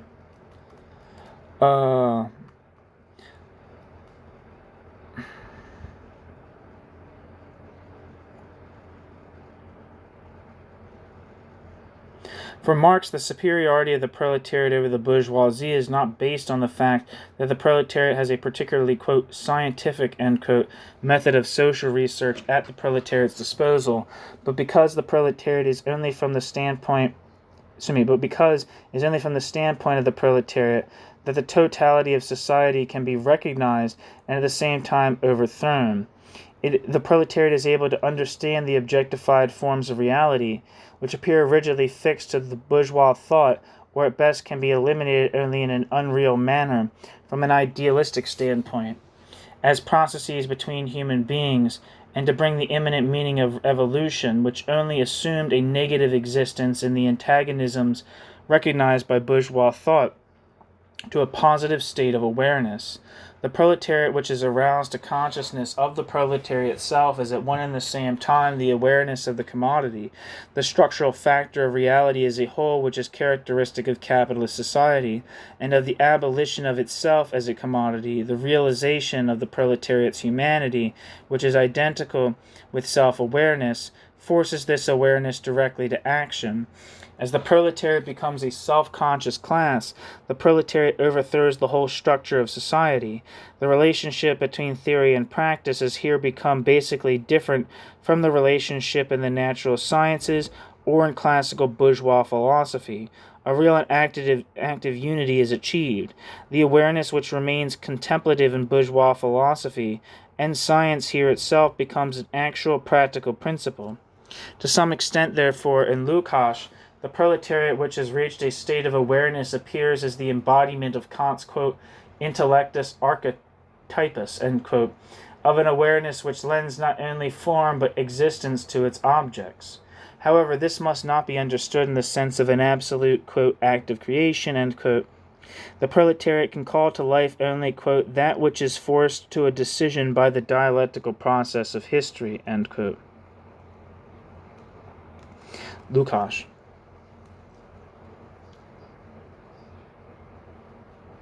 Where am I?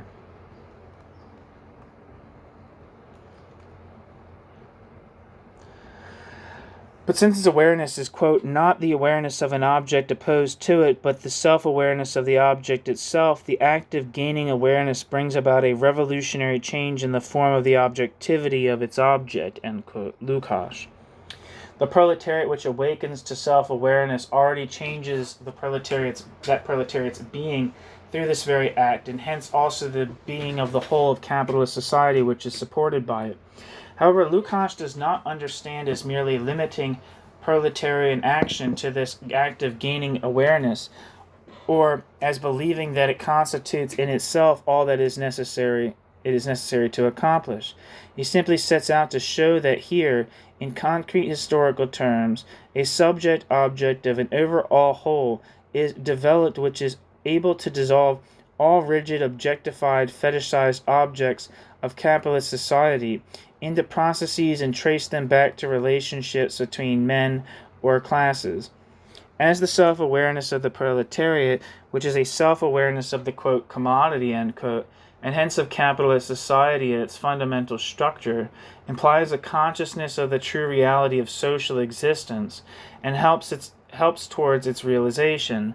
It also changes the quote fetishized, quote objectified, rigid objects into processes. The self-awareness of the proletariat therefore fulfills the same process in reality which Hegel attributed to the spirit.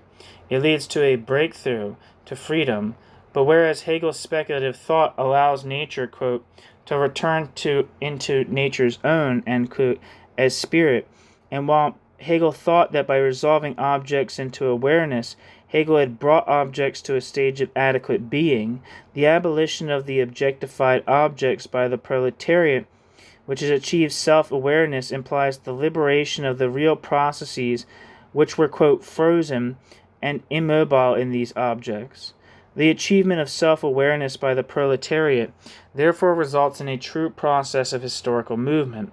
For Lukács, the significance of the achievement of awareness by the proletariat as a class is at the same time the real resolution of those antagonisms in reality, which Hegel had merely resolved in speculative imaginary terms. It follows that when the proletariat as a class is not constituted, the blind movement of capitalist society, with its, quote, laws of natural necessity, end quote, based on an absence of awareness in the participants, always leads to a renewed appearance of these antagonisms, which may change in their form but remain in principle the same. The superficial dictum of the Philistines, quote, plus qu'à change, plus c'est la même chose, I don't know if I'm saying that right, then applies to them.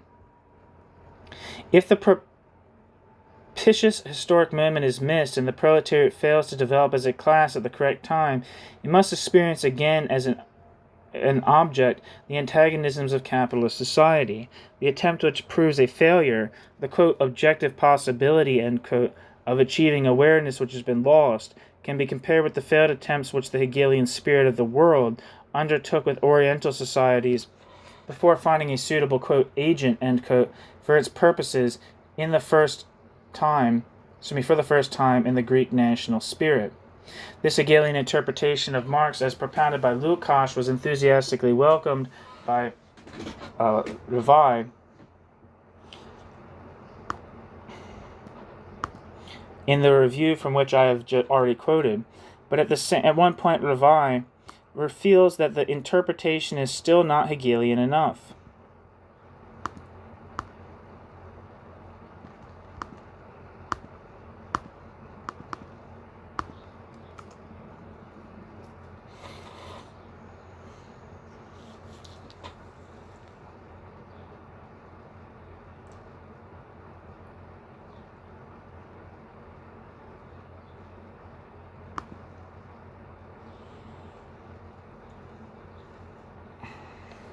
If the proletariat still today appears as the concrete subject of history, the proletariat cannot be the uniform subject of history as a whole. Quote, the modern proletariat struggling towards communism is not a subject of ancient or feudal society. The modern proletariat struggling towards communism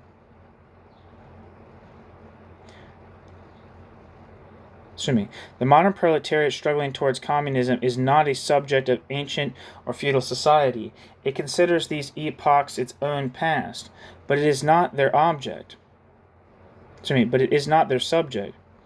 But if the proletariat is able to understand itself, it must project into the past from its own standpoint a uniform subject of history as a whole which has at last become identical with its object in it. End quote. It is therefore at last in relation to past history in the same position as Hegel, who had to move back to the start of history, the spirit of the world, which became, quote, reality, end quote, only in his own awareness. Quote, the proletariat, which has understood through its own non-humanity the existence of man in all societies based on class, presupposes, quote, existing, end quote, men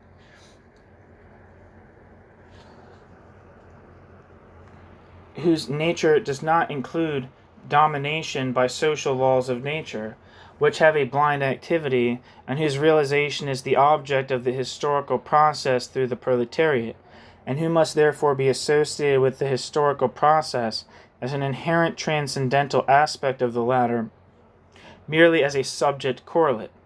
Quote, man, end quote, is also a mythical term, but an inevitable mythical term. End quote.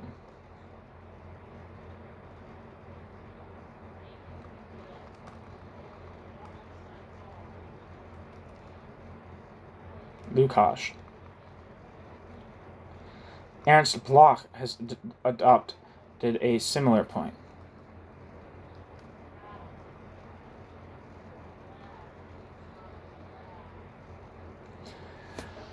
Well, that's the end of this section on Lukács. This section is section C, Karl Korsch, Marxism and Philosophy.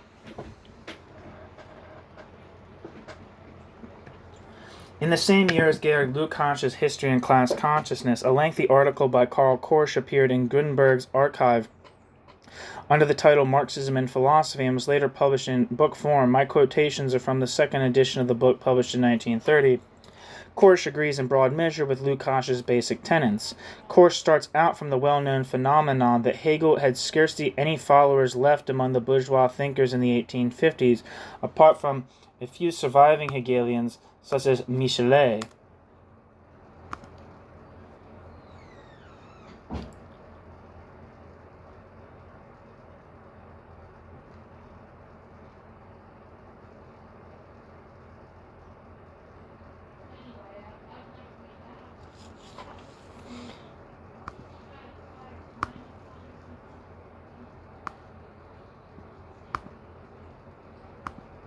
1 second. Korsch starts out from the well-known phenomenon that Hegel had scarcely any followers left among the bourgeois thinkers in the 1850s, apart from a few surviving Hegelians such as Rosenkranz and Michelet.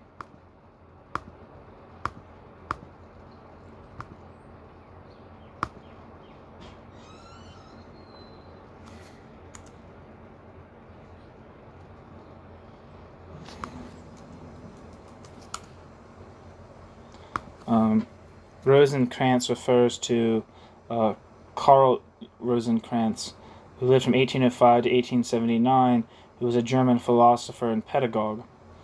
As far as his philosophy goes, Wikipedia says, throughout his long professional career and in his numerous publications, Rosenkranz remained, in spite of occasional deviation on particular points, loyal to the Hegelian tradition as a whole. In the great division of Hegelian school, he in company with Michelet and others formed the, quote, center, end quote, midway between Erdmann and Gabler on the one hand and the, quote, extreme left, end quote, represented by Strauss, Feuerbach, and Bruno Bauer.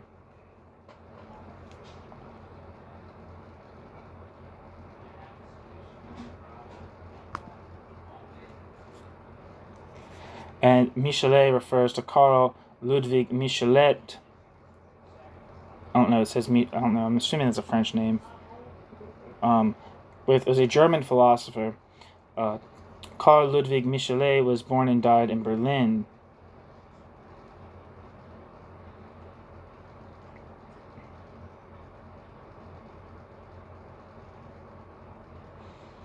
Where am I?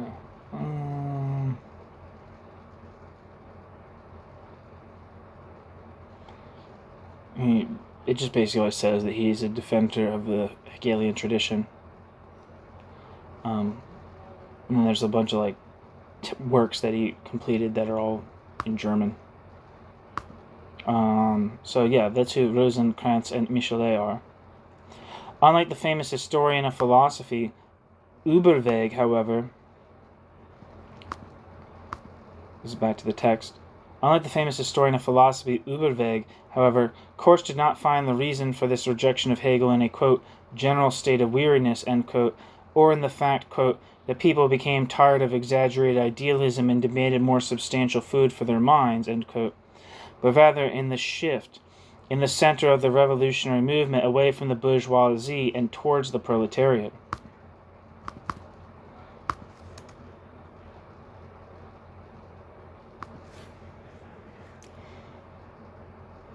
Wikipedia says Friedrich Überweg was a German philosopher and historian of philosophy. It says, as far as his philosophy goes, Wikipedia says, at first, Überweg followed the empiricism of Friedrich Eduard Benecke, who lived from 1798 to 1854, and strongly opposed the subjectivist tendency of the Kantian system, maintaining in particular the objectivity of space and time, which involved in a somewhat violent controversy. Überweg's own mode of thought he preferred later to describe as an ideal realism, which refused to reduce reality to thought, but asserted a parallelism between the forms of existence and the forms of knowledge. Benecke and Friedrich Schleiermacher exercised most influence upon the development of his thought.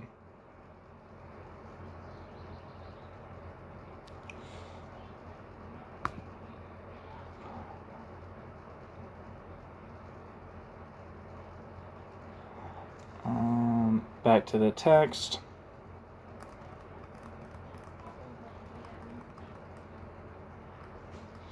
Korsch maintained that in reality, the 1840s were characterized not by a decline of, but by a profound change in the revolutionary movement, and hence in dialectical thought originating from Hegel.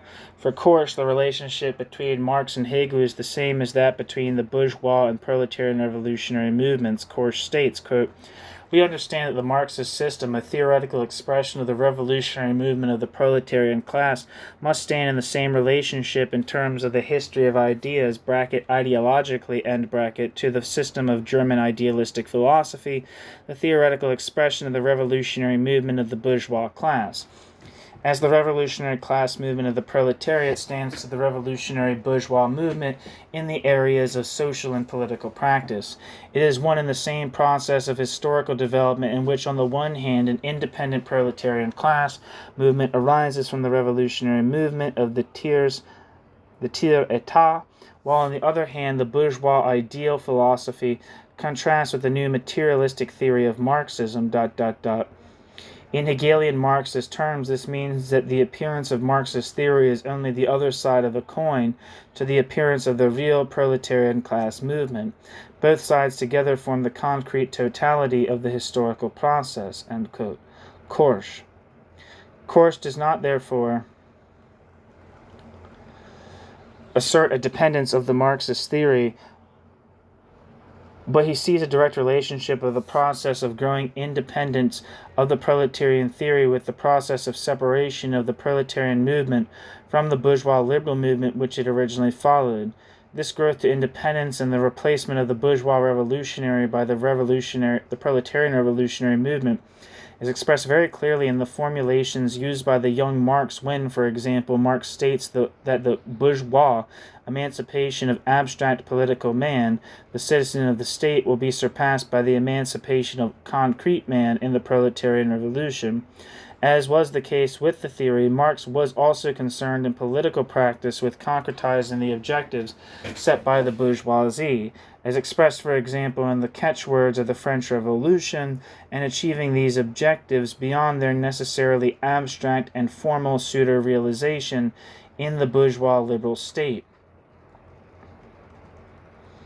For Korsch, as for the young Marx himself, this correspondence is not the consequence of a mere, quote, reflection, end quote, of social being in the consciousness and real social process, and the development of the theory tend rather to form two aspects of the whole, of a relationship within the totality. There can therefore be no question of society as, quote, subject or even, quote, matter, determining causally the awareness which would merely be a, quote, reflection, end quote, of material being. The entire process is, quote, transformed, end quote, on the one hand through social contradictions which flourish until the awareness of these contradictions breaks through, while on the other hand the self-awareness of this social existence, as it appears in the self-awareness of the proletariat, as that of the commodity, the germ cell of capitalist society, drives social existence forward.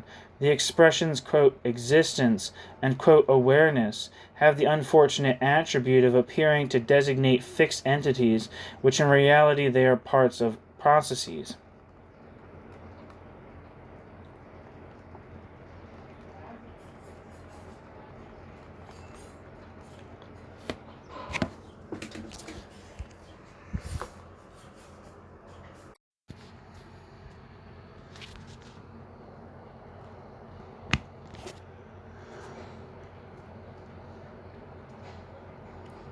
This interpretation of social development as a totality which is transformed by the class consciousness of the proletariat was, however, lost to Marxism during the 19th century.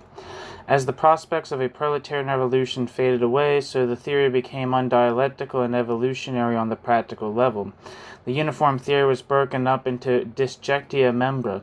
The objective scientific socioeconomics theory, which is free from values, finally directly confronts a socialist political practice, while revisionism adapts the theory to the class war, which has taken on a reformistic tinge and renounced all dialectical, quote, phrases, end quote. Bernstein, the vulgar Marxist orthodoxy, Kautsky, attempts to adhere to the revolutionary theory as opposed to practice by separating theory and practice from each other. Only with the entry into a new revolutionary epoch in history did this position alter again, according to Korsch. The two representative figures for Korsch are Lenin and Rosa Luxemburg. Both aroused new life in the revolutionary and dialectical side of Marxism, but Korsch deluded himself when Korsch considered this new invigoration as a re-establishment of the Hegelian Marxist concept of totality. Lenin's adhesion to Engels' theory of reflection already speaks against this interpretation. On the other hand, the revolutionary situation, together with the reappraisal of Hegel, even in the, quote, bourgeois camp, end quote, certainly gave rise to the more thorough adoption of Marxist Hegelian thought by Lukács and by Korsch himself. Korsch turned strongly against the determination of the relationship between philosophy and Marxist science in the sense of positivism. Quote, the real contrast, was based essentially on the fact that this scientific socialism is the theoretical expression of a revolutionary process which will end with the complete abolition of bourgeois philosophy and science, and at the same time, with the abolition of the material conditions which found their ideological expression in this philosophy and science, end quote. The fact that Korsch, like Lukács, includes science among the ideological structures was repeatedly condemned by the representatives of both forms of Marxist orthodoxy on the one hand, Kautsky on the one hand, and the Soviet form on the other, as ultra-left-wing radicalism. It must not be forgotten, however, that pure natural science as such is not under discussion here, but only pure natural science's ideological function for the interpretation of reality as a whole, and transferring the pattern of thought and methods developed in it to the interpretation of socio-cultural existence. Like Lukács, Korsch deviates from Engels and Lenin above all in his theory of reflection. The assertion that the consciousness, the theory, is simply a pale reflection of real, quote, material, end quote, existence appears to him undialectical and contrary to experience. Even if subsequently the consciousness was endowed, that is, by Lenin and afterwards Stalin, with a capacity of reacting on the existence from which it arose and which it should merely reflect, this doctrine remains undialectical since the category of interaction is inextricably linked with mechanical thought. The consciousness and theories, ideologies, generally are not reflections or images, but partial factors of reality, and as such related and of considerable importance to the whole and to the whole structure. This applies even to economic theory. Quote, even economic theories only apparently relate to the material conditions of production in bourgeois society like, quote, images or, quote, reflexes. In reality, their relationship to economic, quote, reality, end quote, is that in which a specific determined part of the whole stands to another part of this whole. The bourgeois economy belongs, together with the material conditions of production, to the totality of bourgeois society, But the political and legal ideas and the political and legal ideas apparent objects which are considered by the bourgeois politician and bourgeois lawyer the, quote, ideologists of private property, end quote, Marx, in a perverse ideological manner as independent units, stand in the same relationship, and this also goes for art, religion, and philosophy in a bourgeois society, end quote, Karl Korsch. As with the elements in any dialectical whole, here too each element represents the whole from a specific standpoint, and Lukács attempted to show that the theory of bourgeois society is characterized by a certain impenetrability, the barrier of irrationalism, or the, quote, thing in itself barrier, end quote, which prevents an adequate appraisal of the whole. It follows that if the element of consciousness changes in a significant and decisive manner, a change will also take place in all other elements of the whole. If the operation of a capitalist society and that capitalist society's laws, quote laws, is dependent on the presence of a state of impenetrability, these laws can and must be abolished when they have been, quote, penetrated, end quote, by a sufficiently large number of people. When men penetrate the laws which hold sway, quote, behind the back, end quote, of the consciousness of active men, or in reality men who are used as tools, men come to a new form of understanding of their own being, and since men act as classes in a class society, this consciousness can take only the form of class consciousness. Against this background, Lukács' theory of proletarian class consciousness and its historical function can be brought into association with Korsch's concepts. Korsch adds the following note in his essay, which was published for the first time in the same year as Lukács' book, quote, while this essay was being published, Georg Lukács' book History and Class Consciousness was published. To the best of my present knowledge, I happily can agree in principle with Lukács' analysis, which is built upon a broader philosophical basis and which touches on many of the questions raised in my own treatise, end quote. Karl Korsch. New subsection, D. Critics of Lukács and Korsch.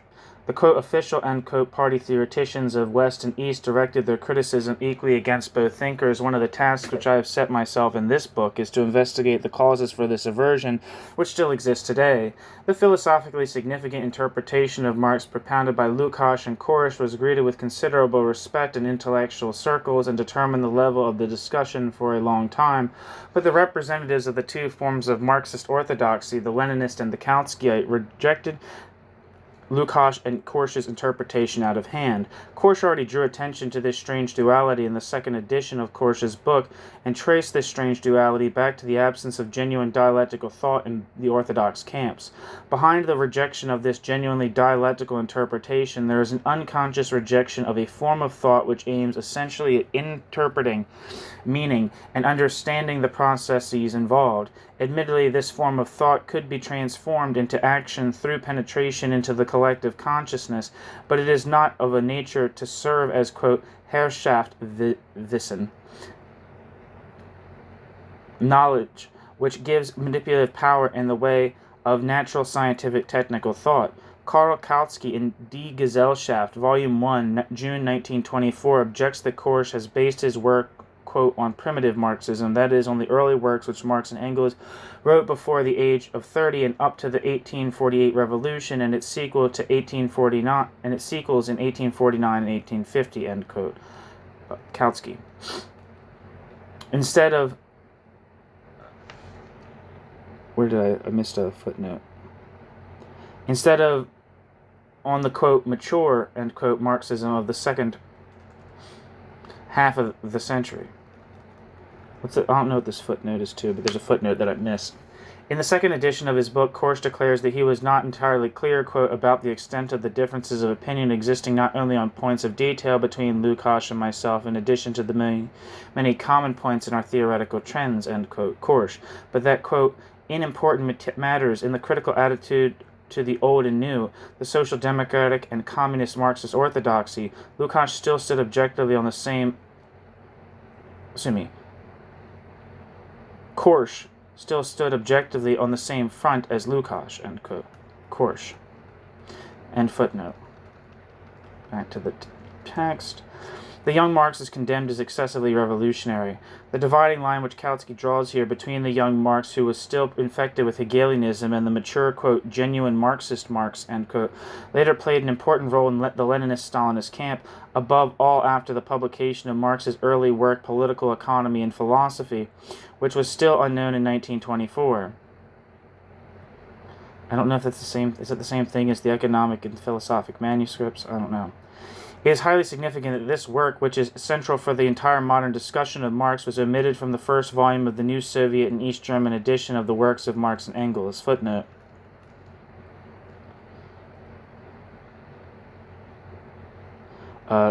Siegfried Mark criticized Lukács from the position of Kantian Marxism. End footnote.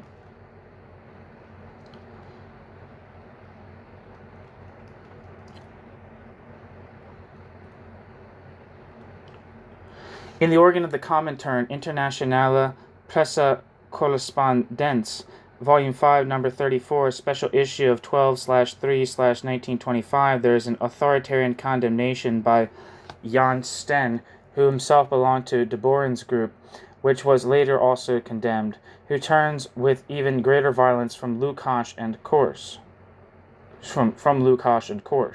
Quote, in the atmosphere of these major tasks, for the party as described earlier, Iring, Fetscher, and in the absence of deep-seated and extensive traditions in the area of dialectical materialism in the communist parties, a distorted and falsified Marxism begins to form in their ranks. The philosophical works of Lukács, Korsch, Fogarasi, and others will serve as examples of these distortions and diseased attitudes.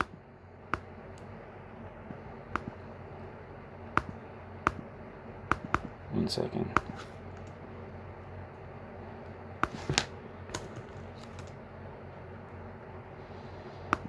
I wanted to copy Fugazi. The philosophical, and this is still the quote by Jan Sten.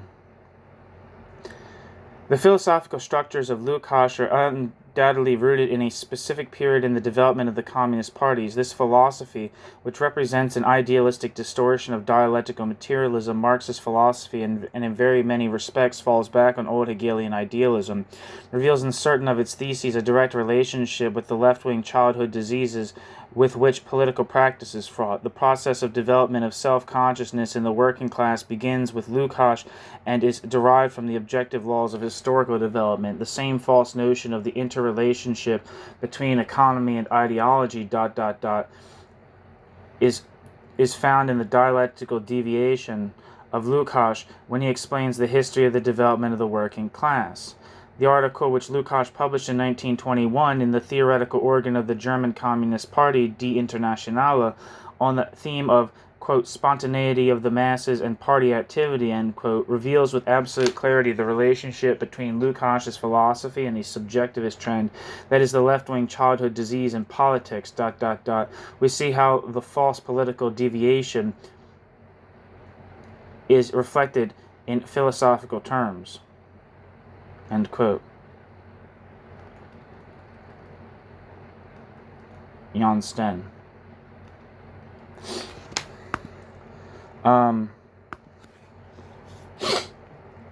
There was a Albert Fugarasi, also known as Bela Fugarasi, who lived from 1891 to 1959, who was a Hungarian philosopher and politician.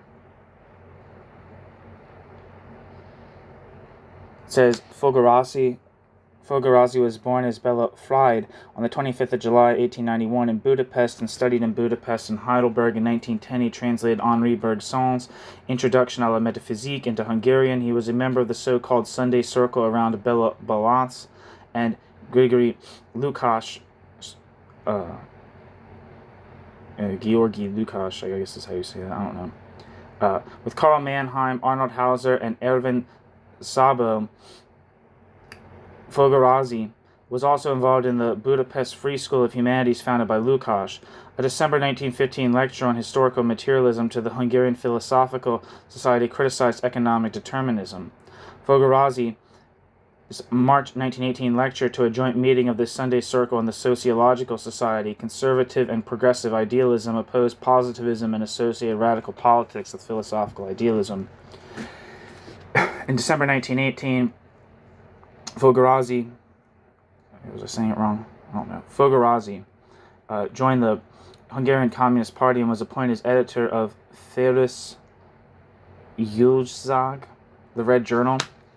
In April 1919, speaking as director of the new Marx Engels Workers' University, Fogarasi lectured on, quote, the philosophical foundations of the human sciences, end quote, arguing that socialism needed to be joined to philosophy rather than the natural sciences. Fogarasi was director of higher education in the Hungarian Soviet Republic. After the republic fell, Fogarasi emigrated to Vienna and from 1921 to 1930 lived in Berlin, where he was a member of the Communist Party of Germany. In 1921, Fogarasi published, quote, Observation on Scientific Education in the Proletariat, end quote, in Communist Review. Fogarasi's Introduction to Marxist Philosophy appeared in 1921 or 1922, and in 1923, Fogarasi reviewed Karl Korsch's Marxism and Philosophy for Die Internationale. In 1923, Fogarasi lectured alongside Lukács at the Marxist Workweek, out of which later grew the Institute for Social Research. In 1930, Fogarasi, Alibert, I was saying it wrong, I said Albert before, I think it's Alibert. Fogarasi moved to Moscow to work with the Comintern, a fellow of the Soviet Academy of Sciences, Alibert Fogarasi, worked with Eugen Varga, Stalin's economic advisor. In 1945, Alibert Fogarasi returned to Budapest, where he became rector of the University of Economics. Alibert Fogarasi received the Kossuth Prize in 1952. He died in Budapest on the 28th of April 1959. So that's who that is.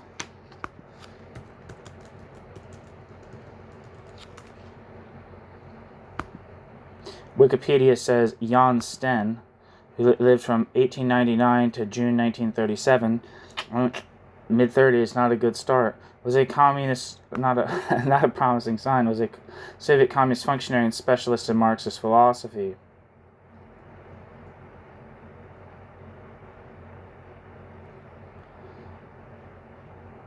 I'm not going to read his whole thing.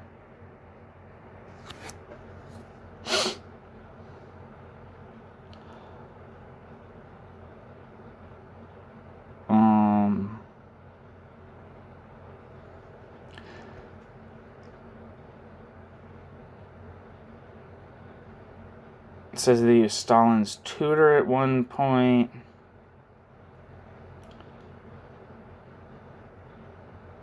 It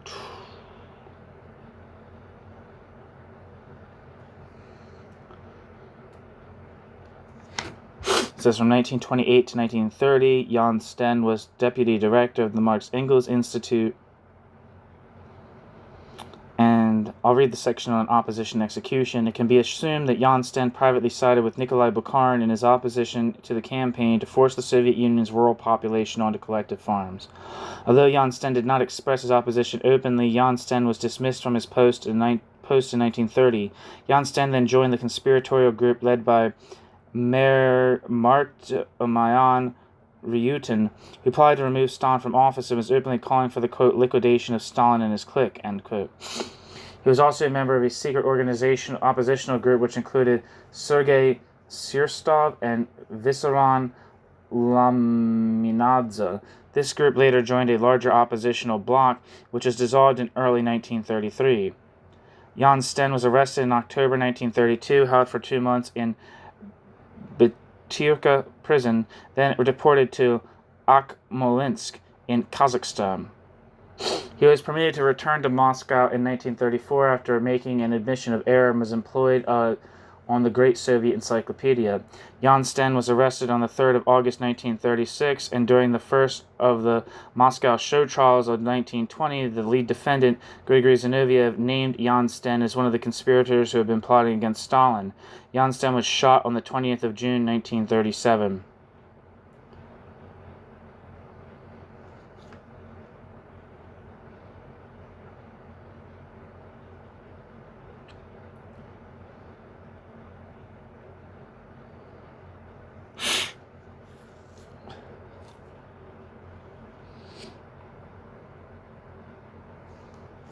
Anyway, back to the text. So that was a quote from Jan Sten. Okay. Kautsky and Sten were not the only Marxist orthodox critics who turned against the, quote, Hegelianizing, end quote, presentation of Marxism by Korsch and Lukács, but Kautsky and Sten's attitude is characteristic. At the same time, this clear rejection by both orthodoxies shows that it is not hostility to the revolution that is fought against, but rather an attitude which suited the requirements of the organizers and managers of the traditional SPD as little as it did the sovereign manipulators of the masses in the Russian Communist Party. Some footnotes here. The most representative element is the criticism which Zinoviev made in his report on the activity and tactics of the Comintern. Zinoviev states, quote, if our Hungarian comrade Lukács takes the same attitude, bracket, as a revisionist referred to previously, Iring Fetscher, end bracket, on the philosophical and sociological level, we shall not tolerate it, ... We have a similar trend in the German party. Comrade Graziadei, who has previously been accused of quote, social democratism, end quote, Iring Fetscher, end bracket, is a professor. Korsch is also a professor. Incidentally, Lukács is too. If a few more professors of this kind show up and discuss their Marxist theories, things will be in a bad way. We cannot tolerate unpunished such theoretical revisionism in our Communist International, end quote, Zinoviev. That's from July 2nd, 1924. A report of Zinoviev's speech had already been published shortly before, in June 1924.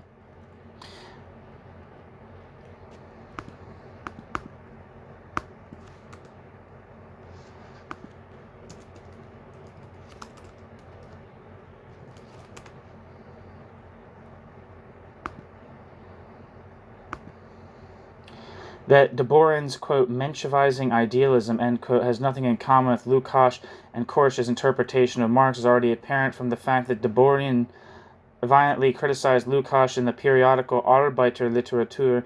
This criticism certainly cannot be explained as arising from tactical considerations. As far as I can judge, Deborin and his group simply emphasized more strongly the dialectical factor within the framework of the theme of the dialectical materialist ontology outlined by Engels and Lenin, without making any distinction in principle between the socio-historical totality, which includes the factor of consciousness, and external nature, considered apart from man. In reality, they are therefore closer to the systematist Hegel, while the, quote, guilt, end quote, of Lukács and Korsch in regard to the letter of the official critique was actually a revitalization of the young Marx.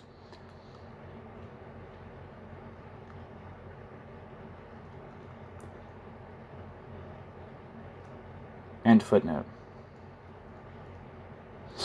The ideological similarities between the, quote, renegade Kautsky, end quote, Lenin, and Leninist orthodoxy are greater than one might be led to believe from their differing ethical standpoints, which remain external to the theory as such, and opposing political conclusions which flow from these points of view. Kautsky opts for democracy and evolution, while the Leninists favor dictatorship and violent change.